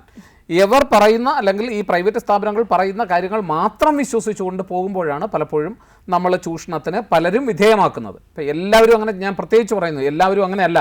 ചില നല്ല സ്ഥാപനങ്ങളുണ്ട്, വർഷങ്ങളായി പ്രവർത്തിച്ച് കുട്ടികളെ ഇങ്ങനെ കൊണ്ടുപോകുന്ന ധാരാളം സ്ഥാപനങ്ങളുണ്ട്. അത് നമ്മൾ അങ്ങനെ അവർക്ക് വേണ്ടി പറയാൻ പാടില്ലല്ലോ. പക്ഷേ നമ്മൾ എപ്പോഴും ചെയ്യേണ്ടത് കുട്ടികൾ നേരിട്ട് ആ സ്ഥാപനങ്ങളുമായി, അവരെവിടെയാണോ പഠിക്കാൻ പോകുന്ന ആ സ്ഥാപനങ്ങളുമായി കത്തിടപാടുകൾ നടത്തിയാൽ ഇതിനെ സംബന്ധിച്ച് കൃത്യമായ വിവരങ്ങൾ അവിടെ നിന്ന് കിട്ടും. അത് നിങ്ങൾക്കൊരു രേഖയായി സൂക്ഷിക്കുകയും ചെയ്യാം. ഇപ്പോൾ ഉദാഹരണം എത്ര രൂപയാണ് ഫീസ് എന്നതിനെ സംബന്ധിച്ച് ചോദിച്ചാൽ അവർ കൃത്യമായിട്ടുള്ള വിവരങ്ങൾ തരും. എന്തൊക്കെയാണ് അതിനുശേഷം വർക്ക് പെർമിറ്റ് ഉണ്ടോ, ഞങ്ങളിങ്ങനെ ഏത് വർഷമാണ് ഞങ്ങൾക്കതിന് സാധ്യത, അവിടെ തന്നെ ഏതെങ്കിലും തരത്തിൽ ഞങ്ങൾക്ക് അതിനുള്ള അനുമതിയുണ്ടോ. ഇപ്പോൾ ഉദാഹരണത്തിന് MA കഴിഞ്ഞിട്ട് പോയി അവിടെ PhD ചെയ്യുന്നൊരു കുട്ടിയാണെങ്കിൽ അവിടെ ടീച്ചിങ് അസിസ്റ്റൻ്റായിട്ട് വർക്ക് ചെയ്യാൻ പറ്റുമോ, ഇങ്ങനെ ധാരാളം ഓപ്പർച്യൂണിറ്റികൾ അവിടെ വരുന്നുണ്ട്. അപ്പോൾ ആ കാര്യങ്ങളെയൊക്കെ സംബന്ധിച്ച് നിങ്ങളുടെ സംശയങ്ങൾ നേരിട്ട് സർവകലാശാലയിലേക്ക് എഴുതിയാൽ തീർച്ചയായിട്ടും റെസ്പോണ്ട് ചെയ്യും. അങ്ങനെയുള്ള സർവകലാശാലകളിലേക്ക് വേണം പോകുവാൻ. പ്രത്യേകിച്ച് അറിയപ്പെടുന്ന സർവകലാശാലകളാണെങ്കിൽ നല്ലത്. ഏതെങ്കിലും അധ്യാപകരുടെ നിർദ്ദേശം തേടുന്നതായിരിക്കും ഇക്കാര്യത്തിൽ കൂടുതൽ നല്ലത് എന്നുള്ളതാണ് എനിക്ക് തോന്നിയിട്ടുള്ളത്. ഈ റെക്കഗ്നൈസ്ഡ് ആയിട്ടുള്ള പ്രൈവറ്റ് ഏജൻസികൾ എന്ന് പറയുന്നത് അങ്ങനെ നമുക്ക് പറയാൻ കഴിയില്ല. കാരണം റെക്കഗ്നൈസ്ഡ് ആയാലും അൺറെക്കഗ്നൈസ്ഡ് ആയാലും ഇവരെല്ലാവരും, ഞാൻ ആദ്യമേ പറഞ്ഞു, ഇതൊന്നും വർക്ക് ചെയ്യുന്നത് ചാരിറ്റിക്ക് വേണ്ടിയല്ല, അവരുടെ ലാഭത്തിന് വേണ്ടിയാണ്. ആ ലാഭം നിങ്ങൾ എന്തിനാണ് അവർക്ക് പൈസ കൊടുക്കുന്നത്, അല്ലാതെ തന്നെ നിങ്ങൾക്ക് കാര്യങ്ങൾ ചെയ്യാനായി കഴിയും. അതുകൊണ്ട് ഇത്തരം സന്ദർഭങ്ങൾ ഒഴിവാക്കിക്കൊണ്ട് നേരിട്ട് നിങ്ങൾ ഇടപെടുന്നതായിരിക്കും നല്ലത്. എന്നുള്ളതാണ് എനിക്ക് പറയാനുള്ളത്. ഓക്കെ സർ, അതുപോലെ തന്നെ ഇപ്പോൾ നമുക്ക് ഓസ്ട്രേലിയ, കാനഡ അതുപോലെയുള്ള രാജ്യങ്ങളൊക്കെ നമ്മുടെ സ്റ്റുഡൻറ്റ് വിസയിലാണെങ്കിലും അല്ലെങ്കിൽ പോസ്റ്റ് സ്റ്റഡി വിസയിലാണെങ്കിലും അവരുടേതായിട്ടുള്ള നിയമങ്ങളൊക്കെ കടുപ്പിച്ചുകൊണ്ടിരിക്കുന്ന ഒരു സാഹചര്യമാണുള്ളത്. അപ്പോൾ നമ്മുടെ കുട്ടികൾക്ക് ഈ വരും കാലത്ത് തിരഞ്ഞെടുക്കാവുന്ന സുരക്ഷിതമായിട്ടുള്ള രാജ്യങ്ങൾ ഏതൊക്കെയാണ്? നമുക്ക് ഇന്റർനാഷണൽ റിലേഷൻസിൽ അങ്ങനെ നമ്മൾ പറയത്തില്ലേ, today's friend is tomorrow's enemy, today's enemy is tomorrow's friend. അതുകൊണ്ട് ഇങ്ങനെ നമുക്കൊരു സുരക്ഷിതമായ സ്ഥലം എന്നൊന്ന് നമുക്ക് അന്തർദേശീയ രംഗത്ത് പറയുക വളരെ ബുദ്ധിമുട്ടാണ്. അപ്പം നമ്മൾ ഏറ്റവും അടുത്ത സൗഹൃദത്തിൽ നിൽക്കുന്ന ഒരു രാജ്യമായിരിക്കും നാളെ ഒരു അപകടത്തിലേക്ക് ചെന്ന് ചാടുന്നത്. എത്ര പെട്ടെന്നാണ് നമ്മളിപ്പോൾ പലയിടത്തും നമ്മുടെ അടുക്കളയിൽ പ്രശ്നങ്ങൾ നമുക്കിപ്പം അനുഭവിച്ചു തുടങ്ങിയല്ലോ, വേറെ രാജ്യത്ത് പ്രശ്നം ഉണ്ടായപ്പോൾ. അതുകൊണ്ട് അവിടെ ഉണ്ടായ ഒരു പ്രശ്നം നമ്മുടെ സ്ഥലത്ത് പോലും ബാധിക്കുകയാണ്. അതുകൊണ്ട് ഒരു സ്ഥലത്തുണ്ടാകുന്ന ഒരു പ്രശ്നം ആ രാജ്യത്ത് മാത്രം തങ്ങി നിൽക്കുന്ന ഒരു കാലഘട്ടത്തിലല്ല നമ്മൾ ജീവിക്കുന്നത്. ഒരിടത്തുണ്ടാകുന്ന പ്രശ്നം, ഇപ്പോൾ ഉദാഹരണത്തിന് ഇറാനും അമേരിക്കയും തമ്മിലുണ്ടായ ഒരു പ്രശ്നം ഗൾഫ് മേഖലയെ മൊത്തം ബാധിച്ചു. ഗൾഫ് മേഖലയെ ബാധിച്ചപ്പോൾ അത് നമ്മളെപ്പോലുള്ള രാജ്യം, ഗൾഫ് മണിയുടെ അടിസ്ഥാനത്തിൽ വർക്ക് ചെയ്യുന്ന നമ്മുടെ രാജ്യങ്ങളെ ബാധിക്കും, ഓയിലിനെ ബാധിക്കുന്നു. ഇങ്ങനെ ഒരു പ്രദേശത്തുണ്ടാകുന്ന ഈ ആഗോള ലോകക്രമത്തിൽ ഏതെങ്കിലും ഒരു പ്രദേശത്തുണ്ടാകാവുന്ന ഒരു പ്രശ്നം റിപ്പിൾ എഫക്റ്റ് വഴി എല്ലാ രാജ്യങ്ങളെയും ബാധിക്കും. ഈ ലോകത്ത് അങ്ങനെ മാറി നിൽക്കാൻ കഴിയില്ല പ്രശ്നങ്ങളുണ്ടാകുമ്പോൾ. അപ്പോൾ അതുകൊണ്ട് സുരക്ഷിതമായ പ്രദേശങ്ങൾ എന്ന് പറയുന്നത് പൊതുവേ നമുക്കങ്ങനെ പറയാൻ കഴിയില്ല. പക്ഷേ സ്കാൻഡിനേവിയൻ കൺട്രീസ് എന്ന് പറയുന്നത് നമ്മൾ പൊതുവേ പറയുന്ന രാജ്യങ്ങൾ, പൊതുവേ വിദ്യാഭ്യാസത്തിന് നല്ല, ഇപ്പോൾ നോർവേയിലും സ്വിറ്റ്സർലൻഡായാലും നമ്മളിങ്ങനെ പറയുന്ന ധാരാളം കുറേ പ്രദേശങ്ങളുണ്ടല്ലോ, അതൊക്കെ കുറേയൊക്കെ സേഫ് ആണെന്നാണ് നമ്മൾ കരുതുന്നത്. പക്ഷേ ഞാൻ എപ്പോഴും പറയുന്നൊരു കാര്യം, നിങ്ങൾ നല്ല കോഴ്സുകൾ നമ്മുടെ രാജ്യത്തുണ്ടെങ്കിൽ, ഇപ്പം നമ്മുടെ മെഡിക്കൽ കോളേജുകളോട് കോമ്പീറ്റ് ചെയ്യുന്ന ഒരു സർവകലാശാലയും ലോകത്തിൻ്റെ ഒരു ഭാഗത്ത് നിലവിലുണ്ടെന്ന് എനിക്ക് തോന്നുന്നില്ല. പക്ഷേ പ്രശ്നം എന്താണെന്ന് ചോദിച്ചു കഴിഞ്ഞാൽ, നമ്മൾ എന്തുകൊണ്ടാണ് വിദേശത്തേക്ക് പോകുന്നത്? ഒന്ന്, നമുക്ക് അവിടെ അഡ്മിഷൻ കിട്ടാൻ ബുദ്ധിമുട്ടാണ്. നമ്മളെല്ലാവരും പറയും സർക്കാർ മേഖലയിലെ സ്ഥാപനങ്ങൾ മോശമാണ്, സർക്കാർ മേഖലയിലെ സ്ഥാപനങ്ങൾക്ക് എന്താണ് ഗുണം. പക്ഷേ നമ്മൾ അഡ്മിഷന് വേണ്ടി ആദ്യം ശ്രമിക്കുന്നത് എവിടെ? സർക്കാർ മേഖലയിലാണ്. എന്തുകൊണ്ടാണ്? അത് മോശമായതുകൊണ്ടല്ല, അതിന് കപ്പാസിറ്റി ഉണ്ട്. പ്രശ്നം നമുക്കത് കിട്ടാത്ത മുന്തിരി പുളിക്കും എന്ന് പറയുന്നത് പോലെ കിട്ടാതാകുമ്പോൾ നമുക്കത് പ്രശ്നമാണ്. അപ്പോൾ അതുകൊണ്ട് നല്ല സ്ഥാപനങ്ങൾ ഇന്ന് ലോകത്തിൽ, ഇപ്പോൾ ഇന്ത്യയിൽ എടുത്ത് നോക്കിയ പ്രൈവറ്റ് സ്ഥാപനങ്ങളും അതുപോലെ തന്നെ ഗവൺമെൻറ് സ്ഥാപനങ്ങളും എടുത്ത് നോക്കിയാൽ ആദ്യ റാങ്കിങ്ങിൽ വരുന്ന സ്ഥാപനങ്ങളൊന്നും പ്രൈവറ്റ് സ്ഥാപനങ്ങളല്ല, ഇതെല്ലാം ഗവൺമെൻറ് സ്ഥാപനങ്ങളാണ്. അപ്പോൾ നല്ല സ്ഥാപനങ്ങൾ തിരഞ്ഞെടുക്കുക എന്നുള്ളതാണ് ഒരു കുട്ടിയെ സംബന്ധിച്ചിടത്തോളം ഏറ്റവും പ്രധാനമായിട്ടുള്ളത്. ഇപ്പോൾ പുറത്തേക്ക് പോവുകയാണെങ്കിൽ പോലും നല്ല സർവകലാശാലകൾ തിരഞ്ഞെടുക്കുക. അപ്പോൾ അത് ഏതെങ്കിലും ഒരു സർവകലാശാലയുടെ പേര് പറയുന്നത് ശരിയല്ലാത്തതുകൊണ്ടാണ് ഞാൻ പറയുന്നത്. പക്ഷേ മിക്കവാറും നല്ല സർവകലാശാലകളിലേക്ക് പോയി കഴിഞ്ഞാൽ അവിടെയൊക്കെ പല കുട്ടികളുടെയും, ഇപ്പം ഞങ്ങൾ കേന്ദ്ര സർവകലാശാല എടുക്കുകയാണെങ്കിൽ അവിടെ നിന്ന് പഠിച്ചിട്ട് ധാരാളം കുട്ടികൾ പുറത്തേക്ക് പോകാറുണ്ട്, പല നല്ല സ്ഥാപനങ്ങളിലേക്ക് പോകാറുണ്ട്. നമ്മൾ ഇന്ന് വരുന്ന കുട്ടികളുടെ താല്പര്യങ്ങളെന്ന് പറയുന്നത് ഏതെങ്കിലും ഒരു വിഷയത്തിൽ ഒതുങ്ങി നിൽക്കുന്നതല്ല. അപ്പോൾ പണ്ടൊക്കെ ഞാനൊക്കെ ഇൻ്റർനാഷണൽ റിലേഷൻസ് പഠിപ്പിക്കുന്ന ആളാണ്. അപ്പം ഞങ്ങളുടെയൊക്കെ ഡിപ്പാർട്ട്മെൻറ്റ് വരുന്ന കുട്ടികൾ നേരത്തെ പറയുന്നത് PG പോകണം എന്നാണ്. പക്ഷേ ഇപ്പോൾ അങ്ങനെയല്ല. ഇപ്പോൾ അവർ പോകുന്നത് വിവിധ ഐക്യരാഷ്ട്ര സംഘടനയിലേക്ക് പോകുന്നു, സെക്യൂരിറ്റി ആസ്പെക്റ്റ് കൈകാര്യം ചെയ്യുന്ന ഐക്യരാഷ്ട്ര സംഘടനയുടെ ഏജൻസികളിലേക്ക് പോകുന്നു, അവർ ഹ്യൂമാനിറ്റേറിയൻ അസിസ്റ്റൻസുമായി ബന്ധപ്പെട്ട മേഖലകളിലുള്ള കോഴ്സ് തേടി പോകുന്നു, ലണ്ടൻ സ്കൂൾ ഓഫ് എക്കണോമിക്സിൽ പോകുന്നു, ഇങ്ങനെ അവർ മാനേജ്മെൻറ്റിൻ്റെ വലിയ സ്ഥാപനങ്ങളിലേക്ക് പോകുന്നു. കുട്ടികളെ സംബന്ധിച്ചിടത്തോളം ഒരു സബ്ജക്റ്റ് അവർ റെസ്ട്രിക്റ്റഡ് ആയിട്ടുള്ള ഈ മൾട്ടി ഡിസിപ്ലിനറി ആയിട്ടുള്ള കാലഘട്ടത്തിൽ അവർ പല വിഷയങ്ങൾ പഠിക്കാൻ ഇഷ്ടപ്പെടുന്ന കുട്ടികളാണ്. അതുപോലെ മൾട്ടി ടാസ്കിങ് ആണ് ഈ കുട്ടികളുടെ ഏറ്റവും വലിയ പ്രത്യേകത. ഈ മോഡേൺ കാലഘട്ടത്തിൽ അവർ മൾട്ടി ടാസ്കേഴ്സാണ്, അവരങ്ങനെയാണ് പഠിക്കുന്നത്. അപ്പോൾ അങ്ങനെ വരുന്ന കുട്ടികൾ അവർ പല കോഴ്സ്, ഇപ്പം ഞങ്ങളുടെ അവിടെയൊക്കെ പഠിക്കുന്ന ഒരു കുട്ടി തന്നെ പലപ്പോഴും UN-ൻ്റെ ചില കോഴ്സുകൾ ചെയ്യും, ഇപ്പോൾ അതിനുള്ള ധാരാളം സൗകര്യങ്ങൾ ലഭ്യമാണ്. അപ്പോൾ അതുകൊണ്ട് തന്നെ ഇത്രയും വിശാലമായൊരു ലോകത്തിൽ ധാരാളം അവസരങ്ങൾ നിലനിൽക്കെ എല്ലാ സ്ഥലങ്ങളിലും അതിൻ്റേതായ പോരായ്മകളുണ്ട്. പക്ഷേ എപ്പോഴും ലോകത്തെ മുൻനിരയിൽ നിൽക്കുന്ന സ്ഥാപനങ്ങൾ തിരഞ്ഞെടുക്കുക. അതേത് രാജ്യത്താണോ അത് മാറിക്കൊണ്ടിരിക്കും. ഇപ്പോൾ ഇന്ന് ഞാൻ പറയുന്ന സ്ഥാപനം നാളെ അത് തന്നെ ആവണമെന്ന് നിർബന്ധമൊന്നുമില്ല. ഇപ്പം നമ്മുടെ ഇവിടെ പോലും ഏറ്റവും നല്ല സർവകലാശാലകൾ എന്ന് പറയുന്ന സർവകലാശാലകൾ അതിൻ്റെ റാങ്കിങ്ങിൽ മാറിക്കൊണ്ടിരിക്കും. അപ്പോൾ അതുകൊണ്ട് നല്ല സർവകലാശാലകൾ ലോകത്തുള്ളത് തിരഞ്ഞെടുക്കുക. പിന്നെ ഈ പോകുന്ന രാജ്യത്തെ നിയമങ്ങൾ കൂടി അറിഞ്ഞിരിക്കുക. അപ്പോൾ പോകുന്നതിന് മുമ്പ് ഞാൻ എപ്പോഴും പറയുന്നത് ഒരു കോഴ്സുമായി ബന്ധപ്പെടുത്തി കൃത്യമായി ആ കോഴ്സുമായി ബന്ധപ്പെടുത്തി ലോകത്തിലെ ഏറ്റവും നല്ല സ്ഥാപനങ്ങൾ ഏതൊക്കെയാണെന്ന് നല്ല അധ്യാപകരോട് ചോദിച്ച് മനസ്സിലാക്കുക. എന്നിട്ട് ആ സ്ഥാപനങ്ങളുടെ വെബ്സൈറ്റിൽ പോയി അതിൻ്റെ എല്ലാ നിയമങ്ങളും എടുത്ത് വായിച്ചു നോക്കുക.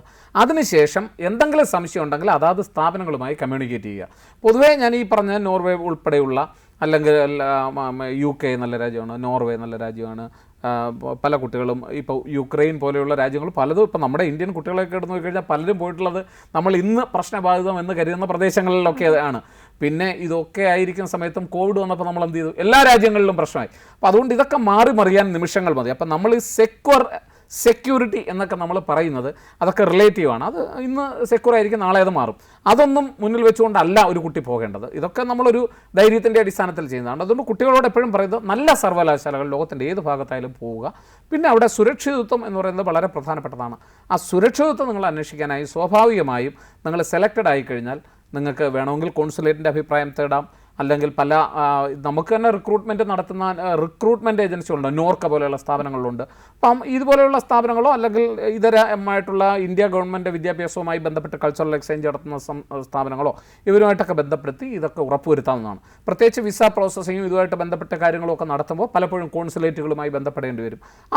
അവിടെയൊക്കെ സംശയങ്ങൾ ചോദിച്ചാൽ കൃത്യമായ വിവരങ്ങൾ കിട്ടും. അപ്പം നമുക്ക് ഏജൻസിനോട് ചോദിക്കുന്നതിനേക്കാൾ നല്ലത് എപ്പോഴും നേരിട്ട് ചോദിച്ച് ഉറപ്പുവരുത്തുക എന്നുള്ളത് തന്നെയാണ്. ഓക്കെ സർ, നമുക്കൊരു ചെറിയ ഇടവേളയ്ക്ക് ശേഷം മടങ്ങിയെത്താം.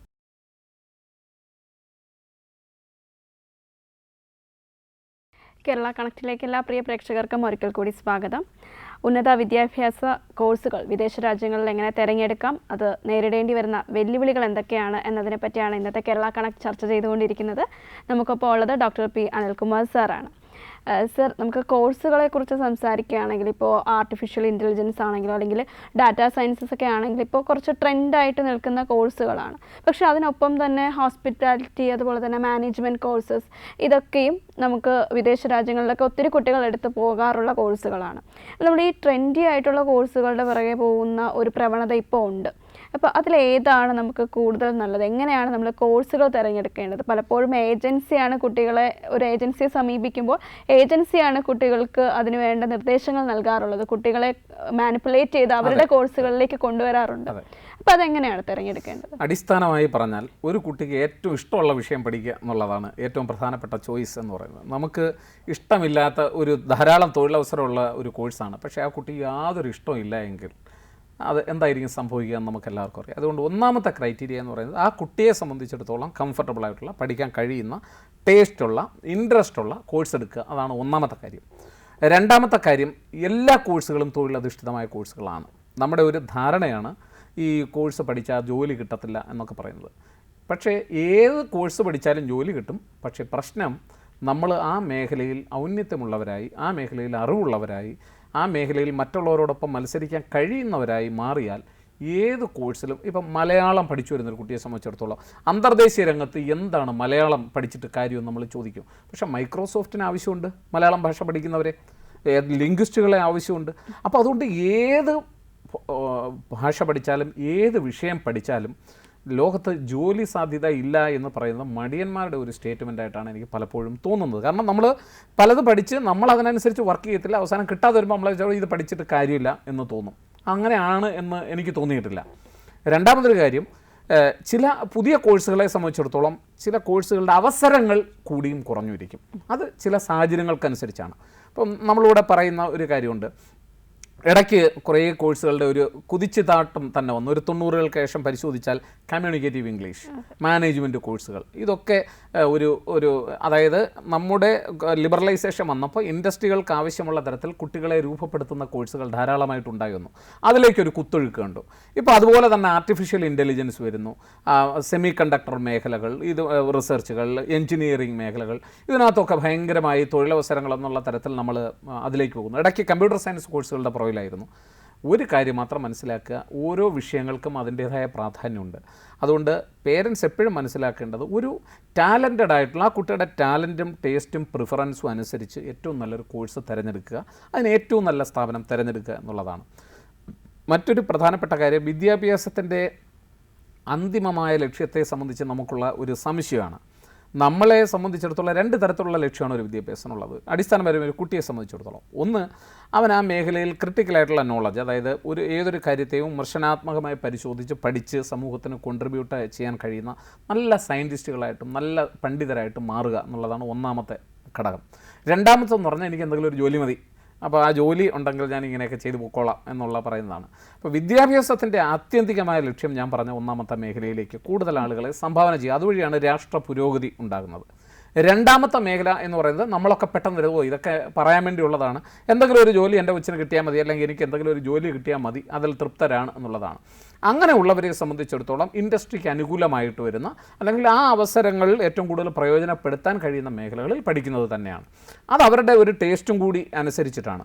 ഇപ്പോൾ ഈ ആർട്ടിഫിഷ്യൽ ഇൻ്റലിജൻസ് എന്നൊക്കെ പറയുന്ന മേഖലകളിൽ ഇപ്പോൾ ഒരു പഠിച്ചു വരുന്നൊരു കുട്ടിയെ സംബന്ധിച്ചിടത്തോളം കേരളത്തിൽ അതിന് ഇപ്പം നമ്മുടെ സംസ്ഥാനം എടുത്ത് നോക്കും, അതിന് ട്രെയിനിങ് കൊടുക്കുന്ന സ്ഥാപനങ്ങളുടെ എണ്ണം വളരെ കുറവാണ്. അപ്പോൾ സ്വാഭാവികമായും അവർ പുറത്തെ സർവകലാശാലകളിലേക്ക് പോകും. അവിടെ ചെല്ലുമ്പോഴാണ് മനസ്സിലാകുന്നത് അവിടെയും ഏതാണ്ട് അവസ്ഥ ഇതുപോലൊക്കെ തന്നെയാണ്, അല്ലെങ്കിൽ ഇതിനേക്കാൾ മോശമാണ്. പലപ്പോഴും അവിടെ ട്രെയിനിങ് കൊടുക്കുന്ന ആളുകളെന്ന് പറഞ്ഞാൽ നമ്മുടെ ബാംഗ്ലൂരൊക്കെ ഒന്ന് പോകുന്ന ആളുകളാണ്.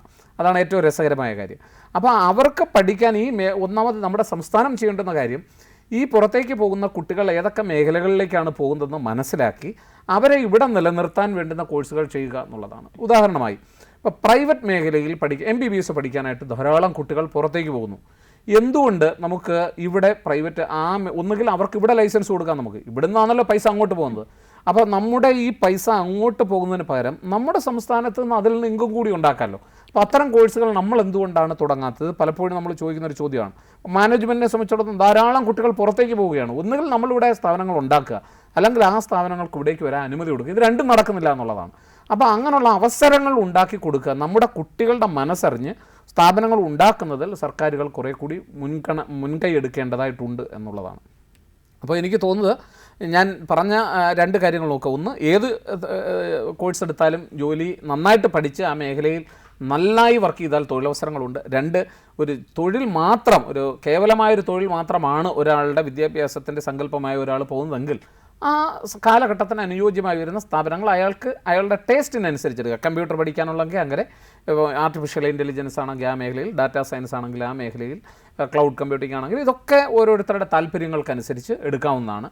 അതിൽ കുഴപ്പമുണ്ടെന്ന് ഞാൻ കരുതുന്നില്ല. പക്ഷേ നമ്മൾ അറിയേണ്ടത് ഇതൊക്കെ വിദ്യാർത്ഥിയുടെ നമ്മൾ ക്ലിയർ ആയിരിക്കണം. നമ്മൾ ഈ കോഴ്സ് കഴിഞ്ഞാൽ എനിക്ക് ഏതൊക്കെ മേഖലയിൽ അപ്ലൈ ചെയ്യാൻ പറ്റും. ഇപ്പം ആർട്ടിഫിഷ്യൽ ഇൻ്റലിജൻസ് ധാരാളം തൊഴിലവസരങ്ങളുണ്ട് എന്നാണ് പറയാം. ഈ തൊഴിലവസരങ്ങളായി വരുന്നതല്ലേ ഉള്ളൂ. ഇതൊരു 10 വർഷം എടുക്കും എല്ലാ മേഖലകളിലും, അല്ലെങ്കിൽ ഒരു 5 വർഷം എടുക്കും എല്ലാ മേഖലകളിലേക്കും വ്യാപിച്ചു വരാൻ. അപ്പോൾ അതിനനുഗുണമാകുന്ന ഒരു ട്രെയിനിങ് രൂപപ്പെടുത്തുകയാണെങ്കിൽ അതെവിടെയാണ് കിട്ടുന്നത്, ഏതൊക്കെ മേഖലകളിലേക്ക് പോകാം, എനിക്ക് ഏത് അവസരങ്ങൾ ഉപയോഗപ്പെടുത്താം, ഇതിനെ സംബന്ധിച്ച് കൃത്യമായ ഒരു കാഴ്ചപ്പാടും കൃത്യമായ ഒരു പഠനവും നടത്തി വേണം നമ്മളിതൊക്കെ ചൂസ് ചെയ്യാൻ. ഈ ഞാൻ പറയുന്ന തൊഴിൽ മാത്രമാണ് ലക്ഷ്യം വെക്കുന്നതെങ്കിൽ. അപ്പോൾ ഇതൊക്കെ ആശ്രയിച്ചിരിക്കുന്നത് നമ്മളുടെ അന്വേഷണം തന്നെയാണ്. അപ്പോൾ അത് തെറ്റൊന്നുമില്ല, ഇങ്ങനെയുള്ള കോഴ്സുകൾ എടുക്കുന്നില്ല. അത് പക്ഷേ അതൊക്കെ അവരുടെ അഭിരുചിക്ക് അനുസരിച്ചായിരിക്കണം. ഇപ്പോൾ ചില പേരൻസ് പറയുന്നുണ്ട്, കുട്ടികളെ ഫോഴ്സ് ചെയ്യും, ഇയാൾ എഞ്ചിനീയർ ആയാൽ മതി, അല്ലെങ്കിൽ മെഡിസിൻ പഠിച്ചാൽ മതി, അല്ലെങ്കിൽ ആർട്ടിഫിഷ്യൽ ഇൻ്റലിജൻസ് ആണ് ഇനി വരുന്നത്, ഇനി ആ മേഖലയെ പഠിച്ചാൽ മതി. ആ കുട്ടിക്ക് ചിലപ്പം ഇഷ്ടം മ്യൂസിക് പഠിക്കാനായിരിക്കാം, ചിലപ്പോൾ ഡ്രാമ പഠിക്കാനായിരിക്കും, ചിലപ്പോൾ ഫോട്ടോഗ്രാഫി ആയിരിക്കാം. അപ്പോൾ അവൻ ചിലപ്പോൾ നാളെ ലോകം അറിയപ്പെടുന്ന ഒരു ഫോട്ടോഗ്രാഫർ ആകാനായിരിക്കും ആഗ്രഹിക്കുന്നത്. അപ്പം നമ്മൾ വിചാരിക്കുന്നത് അതല്ല അപ്പം നമ്മുടെ ടേസ്റ്റ് അവർക്ക് കൊടുക്കുന്നതിനേക്കാൾ നല്ലത് കുട്ടിയോട് പറഞ്ഞ് ഇതൊക്കെ അന്വേഷിപ്പിച്ച് അവരെക്കുറിച്ച്, അവരുടെ ഭാവിയെക്കുറിച്ച് ഒരു സെൻസിറ്റൈസ് എടുക്കുകയാണെങ്കിൽ എനിക്ക് തോന്നുന്നു അതായിരിക്കും ഏറ്റവും നല്ലത് ഈ മേഖലയിൽ എന്നാണ് തോന്നിയിട്ടുള്ളത്. ഓക്കെ സാർ, നമുക്കൊരു കോൾ എടുക്കാം. ഹലോ, നമസ്കാരം. ഓക്കെ, നമസ്കാരം. സാറിനോട് സംസാരിച്ചോളൂ. ഹലോ, നമസ്കാരം, പറഞ്ഞോളൂ. ഞാൻ പെരിന്തൽമണ്ണയിൽ വിളിക്കുകയാണ്. ഷാജി എന്നാണ് പേര്. ഞാൻ വിളിച്ചത് ഇപ്പൊ നമുക്ക് ഈ വിദേശ രാജ്യങ്ങളിലേക്ക് പോകാൻ ഇപ്പൊ ഓരോ രാജ്യത്തിനും ഓരോ ഭാഷ വെച്ച് പഠിക്കണം, അങ്ങനെയല്ലേ നമ്മൾ സാറിനെ കാണും. ഇപ്പൊ ജർമ്മൻ ഭാഷ പഠിച്ച് ജർമ്മനിൽ നമുക്ക് ഇങ്ങനെ മൊത്തത്തിലൊരു സർട്ടിഫിക്കറ്റ് നേടാനായിട്ട് അങ്ങനെ എന്തെങ്കിലും സംവിധാനം നിലവിലുണ്ടോ? നമുക്ക് ഇംഗ്ലീഷ് തന്നെ ഫ്ലുവൻ്റ് ആയിട്ട് സംസാരിച്ചാൽ മതി. അങ്ങനെ നേഴ്സിംഗ് ആണ് പഠിച്ചിരിക്കുന്നത്, അതിനു വേണ്ടിയിട്ടാണ് വിളിച്ചത്. അല്ല, എല്ലാ രാജ്യങ്ങളുടെയും കോഴ്സുകൾ പഠിക്കുന്നതിന് സ്വാഭാവികമായും ഇംഗ്ലീഷ് ലാംഗ്വേജ് പഠിച്ചു കഴിഞ്ഞാൽ സാധ്യമാവും എന്നുള്ളതാണ്. അത് ചിലയിടത്തൊക്കെ ചില ടെസ്റ്റുകൾ, ടോഫൽ പോലെയുള്ള ടെസ്റ്റുകൾ വേണ്ടി വരും എന്നുള്ളതാണ്. പക്ഷേ അതല്ല, നമ്മൾ അവിടെ ചെന്നതിന് ശേഷം അവരുടെ റീജിയണൽ ലാംഗ്വേജ് പഠിക്കേണ്ടി വരുന്ന കോഴ്സുകൾ ഉണ്ടെങ്കിൽ സ്വാഭാവികമായിട്ട് അത് പഠിക്കണം. പിന്നെ പലരും ഈ ജർമ്മൻ അല്ലെങ്കിൽ ഫ്രഞ്ച് ഇതൊക്കെ പഠിക്കുന്നതിൽ ഒരു പ്രധാനപ്പെട്ട കാര്യം എന്ന് പറയുന്നത് അവിടെ പ്രൊഫഷണലായിട്ടുള്ള ഡിഗ്രികൾ പഠിക്കുകയാണെങ്കിൽ ചിലതിന് അത് കമ്പൽസറി ആയിട്ട് വരും. പിന്നെ അവിടെയൊക്കെ ജോലി ചെയ്യണമെങ്കിൽ ഇതൊക്കെ കമ്പൽസറി ആയിട്ട് വരും, നിർബന്ധിത ഭാഷയായി വരും. അങ്ങനെ വരുന്ന അവസരത്തിൽ സ്വാഭാവികമായും ആ രാജ്യത്തിൻ്റെ ഭാഷ അല്ലെങ്കിൽ അവർ ഏതാണോ പറയുന്നത് അത് ക്വാളിഫൈ ചെയ്യേണ്ടതായിട്ട് വരും. ഇതെല്ലാം കൂടി ഒറ്റ കുടക്കീഴിൽ ലഭ്യമാകുന്ന ഒരു ഏജൻസിയും നിലവിലില്ല. പക്ഷേ ഇംഗ്ലീഷ് ലോകത്തെ എല്ലാ രാജ്യങ്ങളും ഫോളോ ചെയ്യുന്ന ഒരു ടീച്ചിങ് മീഡിയമായിട്ടും ബാക്കിയുള്ള കാര്യങ്ങൾക്ക് ഫോളോ ചെയ്യുന്ന ഒരു മീഡിയം തന്നെയാണ്. പഠനത്തിന് അത് നിങ്ങൾക്ക് ഉപയോഗിക്കാം. പക്ഷേ ആ സർവകലാശാല നിങ്ങൾ കോഴ്സ് തിരഞ്ഞെടുക്കുമ്പോൾ അവിടെ ആ പഠിക്കുന്ന കോഴ്സിൻ്റെ മീഡിയം ഓഫ് ഇൻസ്ട്രക്ഷൻ അവർ പറഞ്ഞിരിക്കും. ഇംഗ്ലീഷിലാണോ, മലയാളത്തിലാണോ, ഫ്രഞ്ചിലാണോ, ജർമ്മനാണോ, ഏതാണോ എന്ന് അവർ പറയും. അപ്പോൾ അത് ഇംഗ്ലീഷ് ആണെങ്കിൽ മാത്രം തിരഞ്ഞെടുക്കും. ഇപ്പം നമ്മുടെ മലയാളിയായ ഒരു കുട്ടി ജർമ്മനിയിലേക്ക് പോയാൽ ജർമ്മൻ അറിയില്ല, അവിടെ മീഡിയം ഓഫ് ഇൻസ്ട്രക്ഷൻ ആ യൂണിവേഴ്സിറ്റി ജർമ്മൻ ആണെങ്കിൽ ആ കുട്ടി അവിടെ പോയിട്ട് കാര്യമില്ല, അവർ ജർമ്മനിലായിരിക്കും എല്ലാം പഠിപ്പിക്കുന്നത്. അപ്പോൾ അതുകൊണ്ട് ഏതാണോ നിങ്ങൾക്ക് കംഫർട്ടബിളായി, ഇംഗ്ലീഷ് ഒരു മീഡിയമായി നൽകുന്ന ഒരു സർവകലാശാല ആണെങ്കിൽ നിങ്ങൾ അങ്ങനെ പോവുക, അല്ലെങ്കിൽ ഇവിടെ നിന്ന് ജർമ്മൻ പഠിച്ചതിന് ശേഷം പോവുക. അപ്പോൾ വഴി എല്ലാത്തിനും ഉണ്ട്, പക്ഷേ അത് ദാറ്റ് ഈസ് ഡിപ്പെൻഡിങ് അപ്പോൺ അവർ കേപ്പബിൾ, നമ്മുടെ ശേഷിയും നമ്മുടെ പെർസ്പെക്റ്റീവും ഒക്കെ ആശ്രയിച്ചിരിക്കുന്നു. എന്തായാലും ഒറ്റക്കുട കീഴിൽ ഇതെല്ലാം കൂടി ലഭ്യമല്ല. സാറേ ഒരു സംശയം, ഇപ്പം നമ്മൾ ജർമ്മൻ പഠിക്കുകയാണെങ്കിൽ തന്നെ നമുക്ക് സർക്കാർ സംവിധാനത്തിൽ ഇത് പഠിപ്പിക്കുന്ന കേന്ദ്രങ്ങൾ എന്തെങ്കിലും ഉണ്ടോ, അതോ ഈ പ്രൈവറ്റ് ഏജൻസികളെ തന്നെ സമീപിക്കണം? അല്ല, സർവകലാശാലകൾ പല സർവകലാശാലകളിലും ഈ കോഴ്സ് ലഭ്യമാണ്. അതുകൂടാതെ കോൺസുലേറ്റിൻ്റെ കീഴിലും ഓണററി കോൺസുലേറ്റുകളുടെ ഒക്കെ കീഴിലും അവർ സർട്ടിഫൈഡ് കോഴ്സുകൾ നടത്തുന്നുണ്ട്. ഇപ്പം തിരുവനന്തപുരത്ത് തന്നെ ഗോയ്ധേ സെൻട്രം ഇതുമായി ബന്ധപ്പെട്ട് നടത്തുന്നുണ്ട്. അതുപോലെ അലയൻസ് ഡി ഫ്രാൻസ് ഇതെന്നൊക്കെ പറയുന്നത് ഇവർ പ്രധാനമായിട്ടും ജർമ്മൻ ഫ്രഞ്ച് സെൻറ്ററുകളുമായിട്ടൊക്കെ ചേർന്ന് നടത്തുന്ന കോഴ്സുകളാണ്. അവരുമായിട്ടൊക്കെ അതുപോലെയുള്ള ധാരാളം സ്ഥാപനങ്ങൾ ഞാനിത് പറഞ്ഞത് അവരുമായി അഫിലിയേറ്റഡ് ആണ്. കോൺസുലേറ്റുകളുമായി ഓണററി കോൺസുലേറ്റുകളുമായിട്ടൊക്കെ അഫിലിയേറ്റഡുമായി സർക്കാരുമായി അഫിലിയേറ്റഡ് ആണ് അതാത് രാജ്യത്തെ. അപ്പോൾ അങ്ങനെയുള്ള ഏജൻസികളോ അല്ലെങ്കിൽ ഇതൊക്കെ പൊതുവേ ചില പരീക്ഷകളുണ്ട്, ആ രാജ്യം നടത്തുന്ന പരീക്ഷകളുണ്ട്. ആ പരീക്ഷകൾ പാസ്സായാലാണ് എ ലെവൽ സർട്ടിഫിക്കേഷൻ, A+, ഇങ്ങനെ പലതരത്തിലുള്ള ലെവൽ സർട്ടിഫിക്കേഷൻ ഉണ്ട്. അതിന് പോകുന്നത് ഈ കുട്ടി ഇങ്ങനെ ബേസിക് ആയിട്ടുള്ള പല കോഴ്സുകളും പലയിടത്തും പഠിച്ചതിന് ശേഷമാണ് അത് എഴുതുക. അപ്പോൾ അതിന് ചെയ്യുന്ന ഏജൻസികളുടെ പേര് ജർമ്മൻ ഫ്രഞ്ചൊക്കെ പഠിക്കുന്നതിന് റഷ്യൻ പഠിക്കുന്ന നമ്മുടെ റഷ്യൻ കോൺസുലേറ്റിൽ റഷ്യൻ സെൻറ്റർ ഉണ്ട്. ഇങ്ങനെ നമുക്ക് ഇവിടെ അവൈലബിൾ ആയിട്ടുള്ള സെൻറ്ററുകളിൽ പോയി പഠിച്ചതിന് ശേഷം പോകുക, അല്ലെങ്കിൽ സർവകലാശാലകളിൽ ഇത്തരം കോഴ്സുകൾ പഠിപ്പിക്കുന്ന സ്ഥാപനം. ഇപ്പോൾ കേരള സർവകലാശാലയിൽ ഇപ്പോൾ 4 ഇയർ അണ്ടർ ഗ്രാജുവേറ്റ് പ്രോഗ്രാമിന് ചില കോഴ്സുകൾ അവർ സ്പാനിഷ് കോഴ്സ് ഉൾപ്പെടെയുള്ള കോഴ്സുകൾ ചിലയിടത്ത് കൊടുക്കുന്നതായിട്ട് ലാറ്റിൻ അമേരിക്കയുടെ ഭാഷ പഠിപ്പിക്കുന്ന ചില കോഴ്സുകൾ ഞാൻ കണ്ടു. അതുപോലെ തന്നെ കുറേ കൂടി നിങ്ങൾ MA പോസ്റ്റ് ഗ്രാജുവേഷൻ ലെവലിലേക്ക് പോയാൽ ജവഹർലാൽ നെഹ്റു സർവകലാശാലയുള്ള ഉൾപ്പെടെയുള്ള സർവകലാശാലകളിൽ പല ലാംഗ്വേജ് കോഴ്സുകളും ലഭ്യമാണ്. അപ്പം സർവകലാശാലകളാണെങ്കിൽ കുറേ കൂടി നല്ലതാണ്. അതല്ല, ഈ പറയുന്നത് പോലെ ഫ്രഞ്ച്, ജർമ്മൻ ഇതുപോലുള്ള ഭാഷകൾ പഠിക്കുന്നതിന് അവരുടെ സർക്കാരുമായി അഫിലിയേറ്റഡ് ആയിട്ടുള്ള, പ്രത്യേകിച്ച് ഫ്രഞ്ച് സർക്കാരും ജർമ്മൻ സർക്കാരും ഒക്കെ അഫിലിയേറ്റ് ചെയ്തിട്ട് അനുമതി കൊടുത്തിട്ടുള്ള സ്ഥാപനങ്ങളിൽ പഠിക്കുന്നതാണ് ഏറ്റവും നല്ലത്.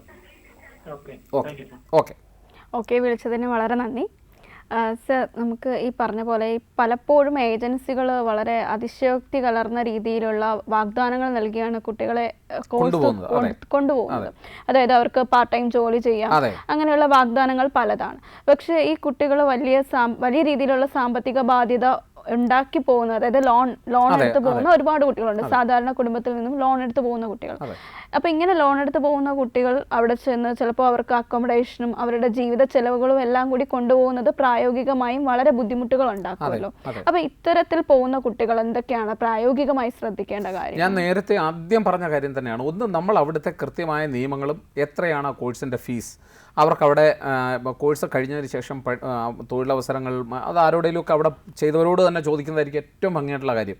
അവസരങ്ങളുണ്ടോ, അതുപോലെ തന്നെ അങ്ങനെയുള്ള ഇടത്ത് ശമ്പളം കിട്ടുമോ, അവർക്ക് എത്ര നാൾ ആ വിസയിൽ തുടരാൻ പറ്റും, അതുപോലെ തന്നെ ഈ കോഴ്സിനോടൊപ്പം അവർക്കത് ചെയ്യാൻ പറ്റുമോ. പല കോഴ്സുകളോടൊപ്പം ഇത് അനുവദനീയമല്ല, എന്നാൽ ചില കോഴ്സുകളോടൊപ്പം ഇത് അനുവദനീയമാണ്.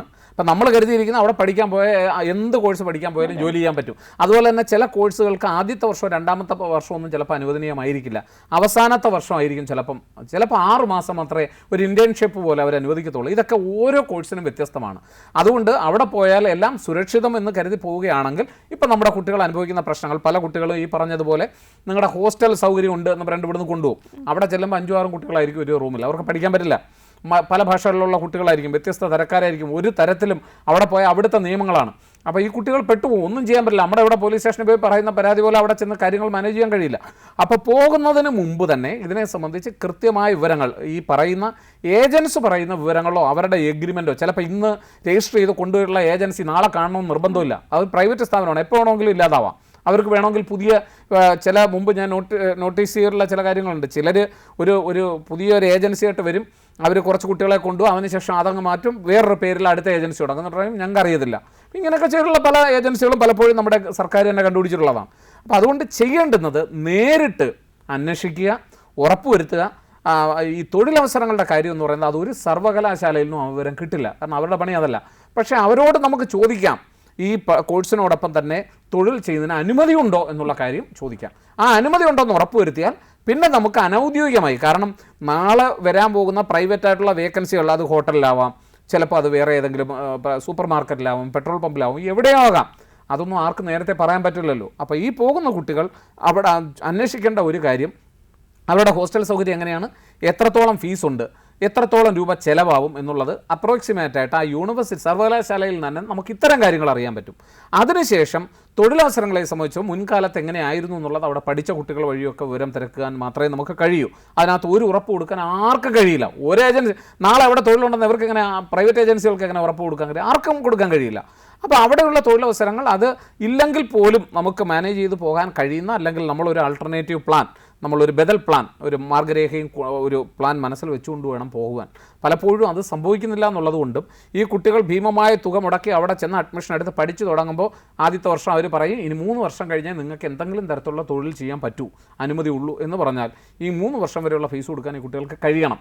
ഈ അവിടെ ചെന്നിട്ടാണ് നിയമം അറിയുന്നതെങ്കിൽ കുട്ടിയെ 3 വർഷം വരെ ചിലപ്പോൾ അവർക്ക് നിൽക്കാൻ കഴിയില്ല, തിരിച്ചു വരാൻ കഴിയില്ല. ആകെ ബുദ്ധിമുട്ടായി ആ പഠനം, ആ സമയനഷ്ടം, ആ കുട്ടിയുടെ ഫ്യൂച്ചറിനെ അഫക്റ്റ് ചെയ്യുന്നു, സാമ്പത്തിക നഷ്ടം, ഇതൊക്കെ ഉണ്ടാവും.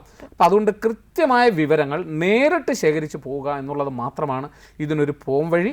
ഇതിന് നിങ്ങൾക്ക് കോൺസുലേറ്റ് ഉൾപ്പെടെയുള്ള, അല്ലെങ്കിൽ ഇന്ത്യൻ കൾച്ചർ ഈ എക്സ്ചേഞ്ച് നടത്തുന്ന ഇന്ത്യ ഗവൺമെൻറ് വിവിധ ഏജൻസികളുണ്ട്, അവരുടെ സഹായം തേടാവുന്നതാണ്. അവരുടെ ഉൾപ്പെടെയുള്ള അഭിപ്രായങ്ങൾ അറിഞ്ഞു വെച്ചുകൊണ്ട് വേണം ഇത്തരത്തിലുള്ള ഇത് ചെയ്യുവാനായി.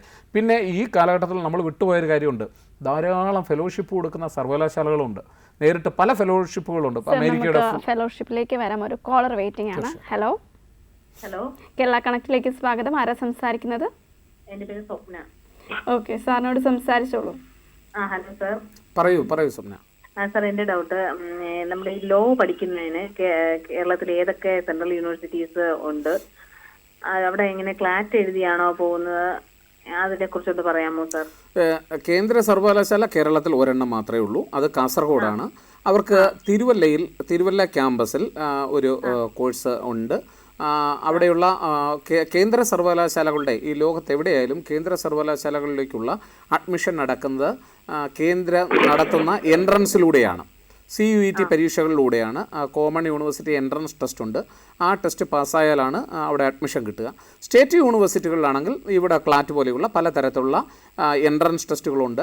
പിന്നെ നാഷണൽ ലോ യൂണിവേഴ്സിറ്റികളുണ്ട്, അവിടെയും അഡ്മിഷൻ ചേരാവുന്നതാണ്. അവരൊക്കെ പ്രത്യേകമായിട്ടുള്ള എൻട്രൻസ് പരീക്ഷകളാണ് നടത്തുക.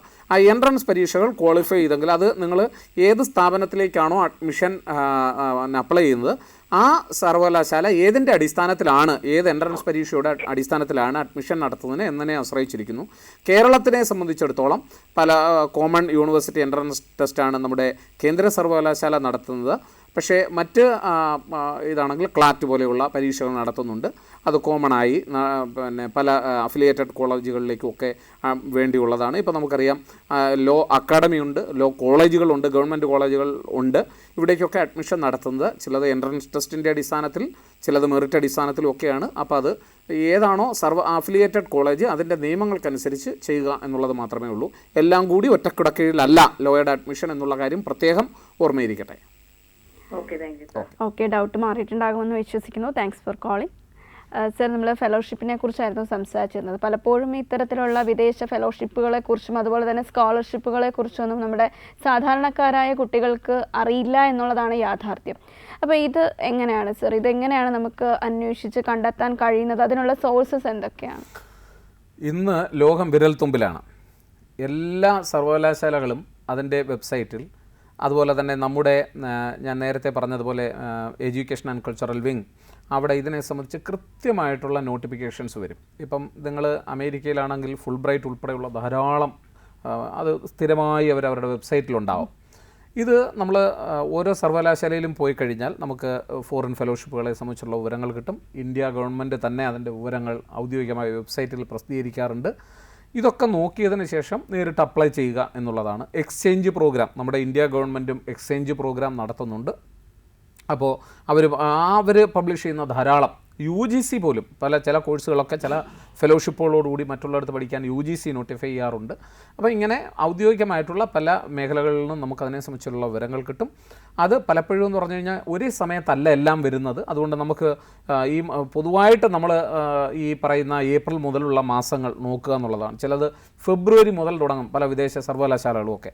അപ്പോൾ അതൊക്കെ നോട്ടിഫിക്കേഷൻ നേരത്തെ, ഇപ്പം നമ്മൾ MAക്കാണ് പഠിക്കാൻ പോകുന്നതെങ്കിൽ ഡിഗ്രി വർഷം പഠിക്കുക, ആ കോഴ്സ് തുടങ്ങുന്ന സമയത്ത് തന്നെ നമ്മൾ ഇതിനെ സംബന്ധിച്ചൊരു കരുതലോടുകൂടി പോയാൽ നമുക്ക് പല കാര്യങ്ങളിലും അഡ്മിഷനും അതുപോലെ തന്നെ ചില എടുത്ത് അപ്ലൈ ചെയ്യുമ്പോൾ അവർ പ്രോജക്റ്റിൻ്റെ മാർക്ക് അടിസ്ഥാനമായിട്ടും മാനദണ്ഡമാണ് അവർ പറയും, അതെങ്ങനെയാണ് അതിൻ്റെ കോപ്പി അവർ ആവശ്യപ്പെടും.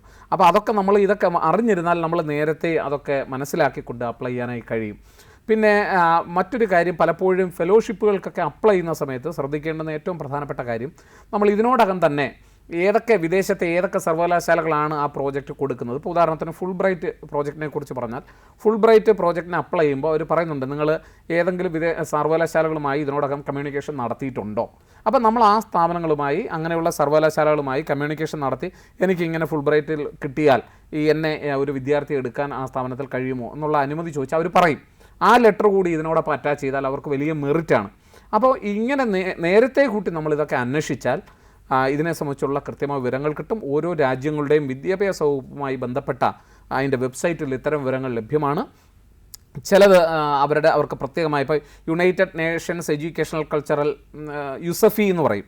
അപ്പോൾ അതിനകത്ത് നോക്കിക്കഴിഞ്ഞ് കഴിഞ്ഞാൽ അതിൻ്റെ എല്ലാ വിവരങ്ങളും അമേരിക്കയെ സംബന്ധിച്ചിടത്തോളം കിട്ടും. ഇപ്പോൾ കോമൺവെൽത്ത് ഫെലോഷിപ്പ് ഉണ്ട്. അപ്പോൾ ഇങ്ങനെയുള്ള പല യൂറോപ്യനിലേക്കാണെങ്കിൽ അതിന് പ്രത്യേകമായ സ്കോളർഷിപ്പ് ഇതുപോലെ വരുന്നുണ്ട്.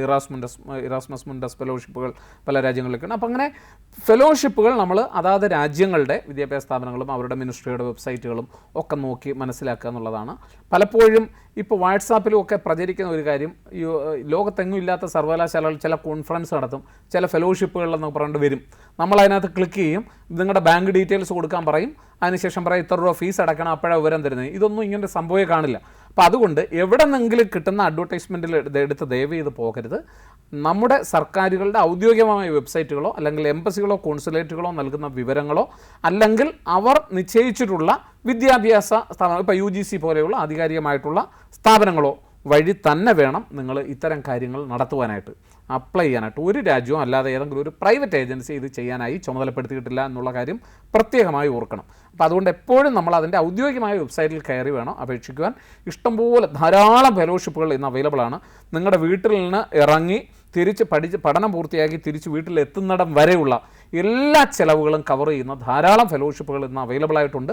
അതൊക്കെ നേടിയെടുക്കാൻ നമ്മുടെ കുട്ടികൾക്ക് കഴിയട്ടെ എന്ന് മാത്രം പറയാൻ കഴിയൂ. ഞാൻ തന്നെ അത്ഭുതപ്പെട്ടിട്ടുണ്ട്.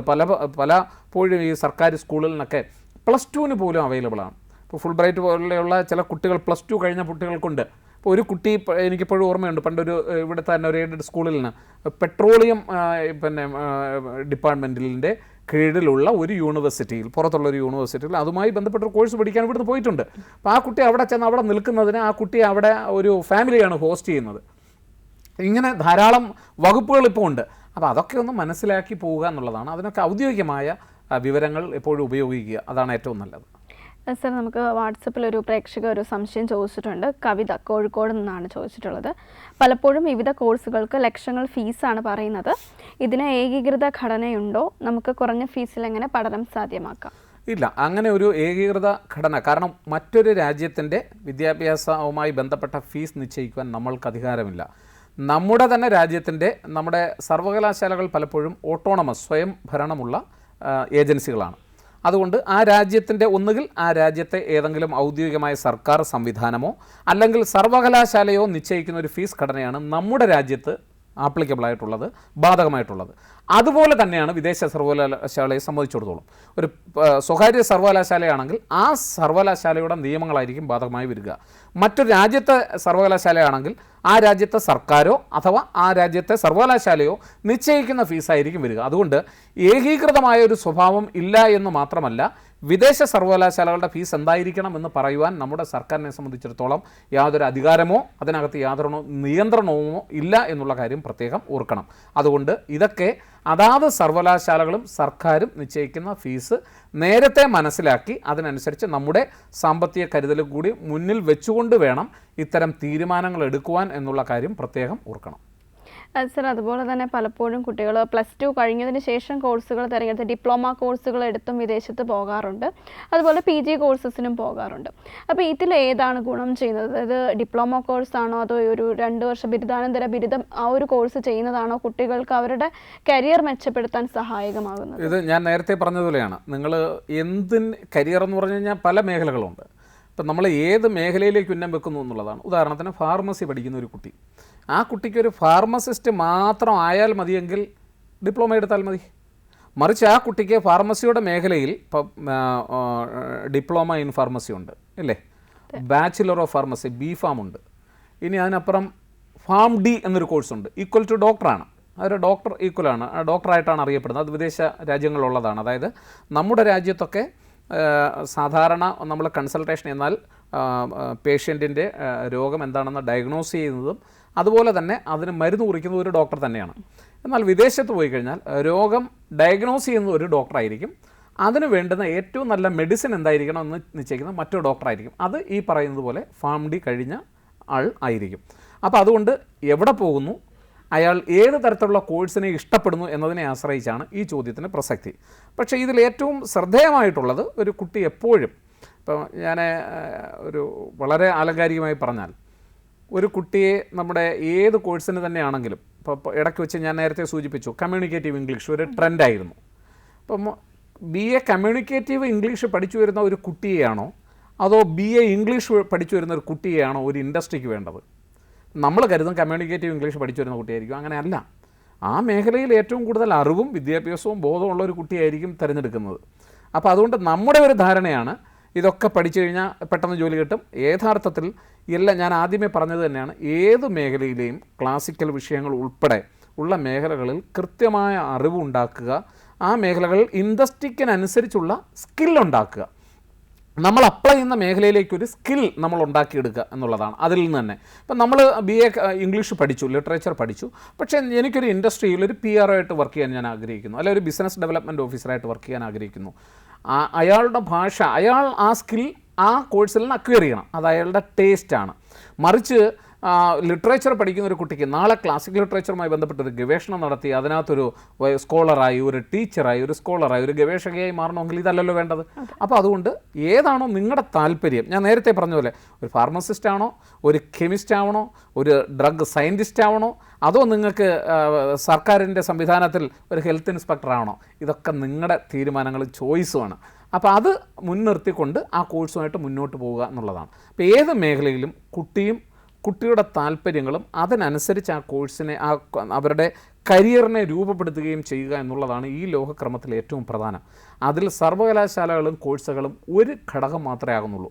ബാക്കിയുള്ള മുഴുവനും കുട്ടികളുടെയും അവരെ മെൻ്റർ ചെയ്യുന്ന അധ്യാപകരുടെയും ഗൈഡ് ചെയ്യുന്ന സർക്കാരിൻ്റെയും കയ്യിലാണ് ഇരിക്കുന്നത്. അതിനനുസരിച്ചുള്ള ഒരു ബോധം കുട്ടികൾക്കുണ്ടാക്കി കൊടുക്കുകയാണ് സർവകലാശാലകളും അധ്യാപകരും സംസ്ഥാന സർക്കാരും ഒക്കെ ചെയ്യേണ്ടുന്നത്. സർ, നമ്മൾ തുടക്കത്തിൽ സാർ സൂചിപ്പിച്ചതുപോലെ വിദേശ വിദ്യാഭ്യാസം ആഗ്രഹിക്കുന്ന കുട്ടികളുടെ എണ്ണം ഇപ്പോൾ ക്രമാതീതമായി വർദ്ധിച്ചുകൊണ്ടിരിക്കുന്ന ഒരു സാഹചര്യമാണുള്ളത്. അപ്പോൾ പലപ്പോഴും കുട്ടികൾ ഈ വിദേശ വിദ്യാഭ്യാസം ആഗ്രഹിക്കുന്നത് ഒരുപക്ഷെ അവരുടെ കരിയർ ഓറിയൻറ്റഡ് ആയിട്ടായിരിക്കില്ല. അവർക്കൊരുപക്ഷെ അവിടെ ചെന്ന് അവിടുത്തെ ഒരു ലൈഫ് സ്റ്റൈൽ എക്സ്പ്ലോർ ചെയ്യാനാകാം ചിലപ്പോൾ, അല്ലെങ്കിൽ അവർക്ക് അവിടെ ഒരു സ്റ്റേ ബാക്ക് കിട്ടുമെന്നുള്ള പ്രതീക്ഷയിലായിരിക്കാം. അങ്ങനെ പല കാരണങ്ങളാണ്. അപ്പോൾ നമ്മുടെ നാട്ടിൽ ഒട്ടനവധി കോഴ്സുകളും സാർ പറഞ്ഞതുപോലെ സാധ്യതകളും നിലനിൽക്കെ ഇത്തരം വിദേശ വിദ്യാഭ്യാസത്തിനായിട്ട് പുറത്തേക്ക് പോകുന്ന കുട്ടികളോടും അല്ലെങ്കിൽ അത് ആഗ്രഹിക്കുന്ന കുട്ടികളുടെ പാരൻസിനോടും സാറിന് എന്താണ് പറയാനുള്ളത്? എങ്ങനെയായിരിക്കണം അവരതൊരു തീരുമാനത്തിലെത്തേണ്ടത്? അല്ല, അത് ഇപ്പം എനിക്ക് ഈ രാജ്യം വിട്ട് വേറൊരു രാജ്യം കാണാനും അവിടുത്തെ സംസ്കാരത്തെ മനസ്സിലാക്കാനും ഒക്കെയാണ് ഞാൻ ഏറ്റവും കൂടുതൽ ആഗ്രഹിക്കുന്നതെങ്കിൽ ഇവിടെ തന്നെ പഠിക്കണം, ഇവിടെ തന്നെ നിൽക്കണം എന്ന് പറയുന്നതിനോട് നമ്മൾ അതിനകത്തൊരു അർത്ഥമില്ല. അത് ആ കുട്ടിയുടെ ചോയ്സാണ്. പക്ഷേ നമ്മൾ ശ്രദ്ധിക്കേണ്ടുന്ന ഒരു കാര്യം, ലോകത്തിലെ നല്ല വിദ്യാഭ്യാസ സ്ഥാപനങ്ങളൊക്കെ നമുക്കില്ല എന്ന് കരുതണ്ട. ലോകത്തിലെ ഏറ്റവും മികച്ച സയൻറ്റിസ്റ്റുകളും ഏറ്റവും നല്ല എഞ്ചിനീയർമാരും ഏറ്റവും നല്ല കമ്പ്യൂട്ടർ സയൻറ്റിസ്റ്റുകളും ഏറ്റവും നല്ല സോഷ്യൽ സയൻറ്റിസ്റ്റുകളും ജീവിക്കുന്ന നാടാണ് ഇന്ത്യ. കേരളത്തിലും ഉണ്ട് അതൊക്കെ. അപ്പോൾ അതുകൊണ്ട് സ്ഥാപനങ്ങളുടെ കുറവല്ല, അല്ലെങ്കിൽ സ്ഥാപനങ്ങളെക്കാൾ ഉപരി മറ്റ് ഘടകങ്ങളാണ് ഇവിടെ വരുന്നത്. ഒന്നാമത് എല്ലാ കുട്ടികളെയും അക്കോമഡേറ്റ് ചെയ്യാനുള്ള സാഹചര്യം നമുക്കിവിടെ ഇല്ല എന്നുള്ളതാണ്. അപ്പോൾ അതായത് ഏറ്റവും ഹയസ്റ്റ് ലെവലിൽ വരുന്ന കുട്ടികളെ മാത്രമല്ല നമ്മൾ അക്കോമഡേറ്റ് ചെയ്യേണ്ടത്. അപ്പോൾ പലതരത്തിലുള്ള ഇപ്പം വിദ്യാഭ്യാസ രംഗത്ത് ക്രിട്ടിക്കൽ മൈൻഡും കോൺട്രിബ്യൂഷനും നൽകുന്ന ആളുകളെ മാത്രമല്ല നമുക്ക് വേണ്ടത്. ഈ പറയുന്നത് പോലെ നമ്മുടെ രാജ്യത്തിൻ്റെ വിവിധ മേഖലകളിൽ വർക്ക് ചെയ്യാനുള്ള സ്കിൽ ഉള്ള ആളുകളെ നമുക്ക് വേണം. അപ്പോൾ ആ മേഖലയിൽ പഠിക്കാനുള്ള വിദ്യാർത്ഥികളെ അക്കോമഡേറ്റ് ചെയ്യാനുള്ള സ്ഥാപനങ്ങൾ ഉണ്ടാകണം എന്നുള്ളതാണ്. അതില്ലാതെ വരുന്നതുകൊണ്ടാണ് അത് ഈ നേരത്തെ പറഞ്ഞ പോലെ പല ഘടകങ്ങൾ വെച്ചിട്ടാണ് ഒരു കുട്ടി പുറത്തേക്ക് പോകുന്നത്. അപ്പോൾ ഏതൊരു കുട്ടി പോയാലും അടിസ്ഥാനപരമായി പറയാനുള്ളത്, ഒന്ന് അവരുടെ ടേസ്റ്റിനും അഭിരുചിക്കും അനുസരിച്ചുള്ള കോഴ്സ് എടുത്തതിന് ശേഷം അതിനകത്ത് ഈ ലോകത്ത് ഉള്ള ആരോടും കോമ്പീറ്റ് ചെയ്യാനുള്ളൊരു ശേഷി ഉണ്ടാക്കുക എന്നുള്ളതാണ്. അതിന് ആ പോകുന്ന സ്ഥാപനം എത്രത്തോളം അയാളെ സഹായിക്കും എന്നുള്ളതാണ്. ഇപ്പോൾ PG എടുത്തിട്ടുള്ള ധാരാളം കുട്ടികളെ നമുക്ക് കാണാം. കോളേജുകളിൽ നിന്ന് എടുക്കുന്നവരുണ്ട്, സർവകലാശാലകളിൽ നിന്ന് എടുക്കുന്നവരുണ്ട്. പക്ഷെ പൊതുവേ നോക്കിക്കഴിഞ്ഞാൽ സർവകലാശാല വിദ്യാഭ്യാസം സാധാരണ ക്യാമ്പസുകളിൽ നിന്ന്, പിന്നെ കോളേജ് ക്യാമ്പസുകളിൽ നിന്നോ എയ്ഡഡ് ക്യാമ്പസുകളിൽ നിന്നോ പ്രൈവറ്റ് ക്യാമ്പസുകളിൽ നിന്നോ ഒക്കെ കുറേ കൂടി ഭൂരിഭാഗം ഞാനൊരു യൂണിവേഴ്സലായിട്ടാണ് പറയുന്നത്, കുറേ കൂടി നിലവാരത്തിൽ ആണ് എന്ന് നമുക്ക് തോന്നുന്നതിൻ്റെ ഒരു കാരണം എന്ന് പറയുന്നത് അവിടെ കിട്ടുന്ന എക്സ്പോഷർ കൊണ്ടാണ്. ഇതിനേക്കാൾ ഭംഗിയായിട്ട് വർക്ക് ചെയ്യുന്ന പ്രൈവറ്റ് സ്ഥാപനങ്ങളും ഗവൺമെൻറ് സ്ഥാപനങ്ങളും ഇല്ല എന്നല്ല ഞാൻ പറഞ്ഞത്, അതൊക്കെ ഉണ്ട്. പക്ഷേ നമ്മൾ കരുതുമ്പോൾ ആ സ്ഥാപനം വളരെ പ്രധാനപ്പെട്ടതാണ്. ആ സ്ഥാപനത്തിലെ ഫാക്കൽറ്റിയുടെ ക്വാളിറ്റി പ്രധാനപ്പെട്ടതാണ്, കരിക്കുലം വളരെ പ്രധാനപ്പെട്ടതാണ്, അതിൻ്റെ സ്ട്രക്ചറും എസ്റ്റാബ്ലിഷ്മെൻറ്റും സ്റ്റെബിലിറ്റിയും പ്രധാനപ്പെട്ടതാണ്. ഇതൊക്കെ ഉള്ള സ്ഥാപനങ്ങൾ തിരഞ്ഞെടുക്കുക എന്നുള്ളതാണ്. അതുകൊണ്ട് ലോകത്തെവിടെയായാലും നമ്മുടെ സ്ഥലത്ത് നമുക്കതിന് പറ്റുന്ന അവസരങ്ങളുണ്ടെങ്കിൽ തീർച്ചയായിട്ടും ഉപയോഗപ്പെടുത്തുക. അതല്ല, നിങ്ങൾക്ക് പുറത്തേക്ക് പോയി പഠിക്കുവാനും അതിനുള്ള അവസരവും സാഹചര്യവും ഉണ്ടെങ്കിൽ ഈ നേരത്തെ പറഞ്ഞുള്ള ഘടകങ്ങളെല്ലാം മുൻനിർത്തിക്കൊണ്ട് നല്ല സർവകലാശാലകളെ ചൂസ് ചെയ്യുക എന്നുള്ളതാണ്. ഒരു കാര്യം മനസ്സിലിരിക്കട്ടെ, ലോകത്തെവിടെ പോയി പഠിച്ചാലും ലോക വ്യവസായത്തിന് വേണ്ടുന്ന സ്കില്ലും കഴിവും കപ്പാസിറ്റിയും ലോകത്തോട് കോമ്പീറ്റ് ചെയ്യാനുള്ള ശേഷിയും ഉണ്ടെങ്കിൽ മാത്രമേ നിങ്ങൾക്ക് എവിടെയും ഇനിയൊരു തൊഴിലിന് അവസരമുള്ളൂ എന്നുള്ള കാര്യം മറന്നു പോരുത്. രണ്ടാമത്, നമുക്കൊക്കെ ഒരു തെറ്റിദ്ധാരണയുണ്ട്, നമ്മളൊക്കെ ഇനിയിപ്പം നിങ്ങൾ ഇനി ബയോഡാറ്റ കൊടുക്കാതെ ജോലിക്ക് നിങ്ങളെ വിളിക്കുന്നൊരു സാഹചര്യം വരാൻ പോവുക. അപ്പം നമ്മൾ ആയിരിക്കും ബയോഡാറ്റ കൊടുക്കാതെ നമ്മുടെ ഡാറ്റ എങ്ങനെ അറിയും? നിങ്ങളോട് അവർ ചോദിക്കുന്നത് നിങ്ങളുടെ പേരെന്താണ്, നിങ്ങളുടെ ഡേറ്റ് ഓഫ് ബർത്ത് എന്താണ്, ഇത്രയും മാത്രമായിരിക്കും ചിലപ്പോൾ ഇനി ഒരു ആപ്ലിക്കേഷൻ നിങ്ങളോട് ചോദിക്കുക. നിങ്ങൾ ആപ്ലിക്കേഷനിൽ നിങ്ങളുടെ പേരും നിങ്ങളുടെ ഡേറ്റ് ഓഫ് ബർത്തും കൊടുത്തു കഴിഞ്ഞാൽ നിങ്ങളുടെ മുഴുവൻ ബയോഡാറ്റയും നിമിഷ നേരം കൊണ്ട് ChatGPT പ്രിപ്പയർ ചെയ്ത് കൊടുക്കും. കാരണം നിങ്ങൾക്ക് സോഷ്യൽ മീഡിയയിൽ അക്കൗണ്ട് ഉണ്ടാവും, നിങ്ങൾക്ക് മെയിൽ അക്കൗണ്ടുകളുണ്ടാവും. ഇതെല്ലാം എടുത്ത് പരിശോധിച്ചതിന് ശേഷം അവർ പറയും നിങ്ങൾ എത്ര മണിക്കൂർ നിങ്ങൾ സോഷ്യൽ മീഡിയയിൽ ചിലവഴിക്കുന്നു, നിങ്ങൾ എന്തൊക്കെ തരത്തിലുള്ള പോസ്റ്റുകളാണ് നടത്തിയിട്ടുള്ളത്, നിങ്ങൾ ഏതൊക്കെ തരത്തിലുള്ള ഇപ്പം ലിങ്ക്ഡിൻ പോലെയുള്ള അക്കൗണ്ടുകൾ അത് എങ്ങനെ നിങ്ങൾ ഉപയോഗപ്പെടുത്തുന്നു, അത് നിങ്ങളുടെ മുഴുവൻ കരിയർ ഒരു ഇൻഡസ്ട്രി ഓറിയൻറ്റഡ് ആയിട്ടാണോ, ആർട്ടിസ്റ്റിക് ആയിട്ടാണോ, ക്രിട്ടിക്കലാണോ, പൊളിറ്റിക്കലായിട്ടുള്ള ഒരു മൂവ്മെൻറ്റിലേക്ക് തൃപ്തരാണ്. അപ്പം നിങ്ങളുടെ എല്ലാ കരിയറും നിങ്ങൾ ദിവസം എത്ര മണിക്കൂർ ഉപയോഗിക്കുന്നു, നമ്മൾ പലരും ടോയ്ലറ്റിൽ പോകുന്ന സമയം മുതൽ ഉറങ്ങുന്നിടം വരെ എത്ര സമയം നിങ്ങൾ ചിലവഴിക്കുന്നു, എവിടെയൊക്കെ സമയം നിങ്ങൾ ഉപയോഗിക്കുന്നു. ഒരാൾ 24 മണിക്കൂറും സോഷ്യൽ മീഡിയ മാത്രം നോക്കി നിൽക്കുന്ന ഒരാളെ ഇൻഡസ്ട്രിക്ക് ആവശ്യമില്ല. അപ്പോൾ ഇതൊന്നും നിങ്ങളിനി ബയോഡാറ്റ കൊടുത്ത് ഇൻ്റർവ്യൂവിന് ഇരുന്ന് പറഞ്ഞ് പഠിപ്പിക്കേണ്ടുന്ന കാര്യം ഇല്ല.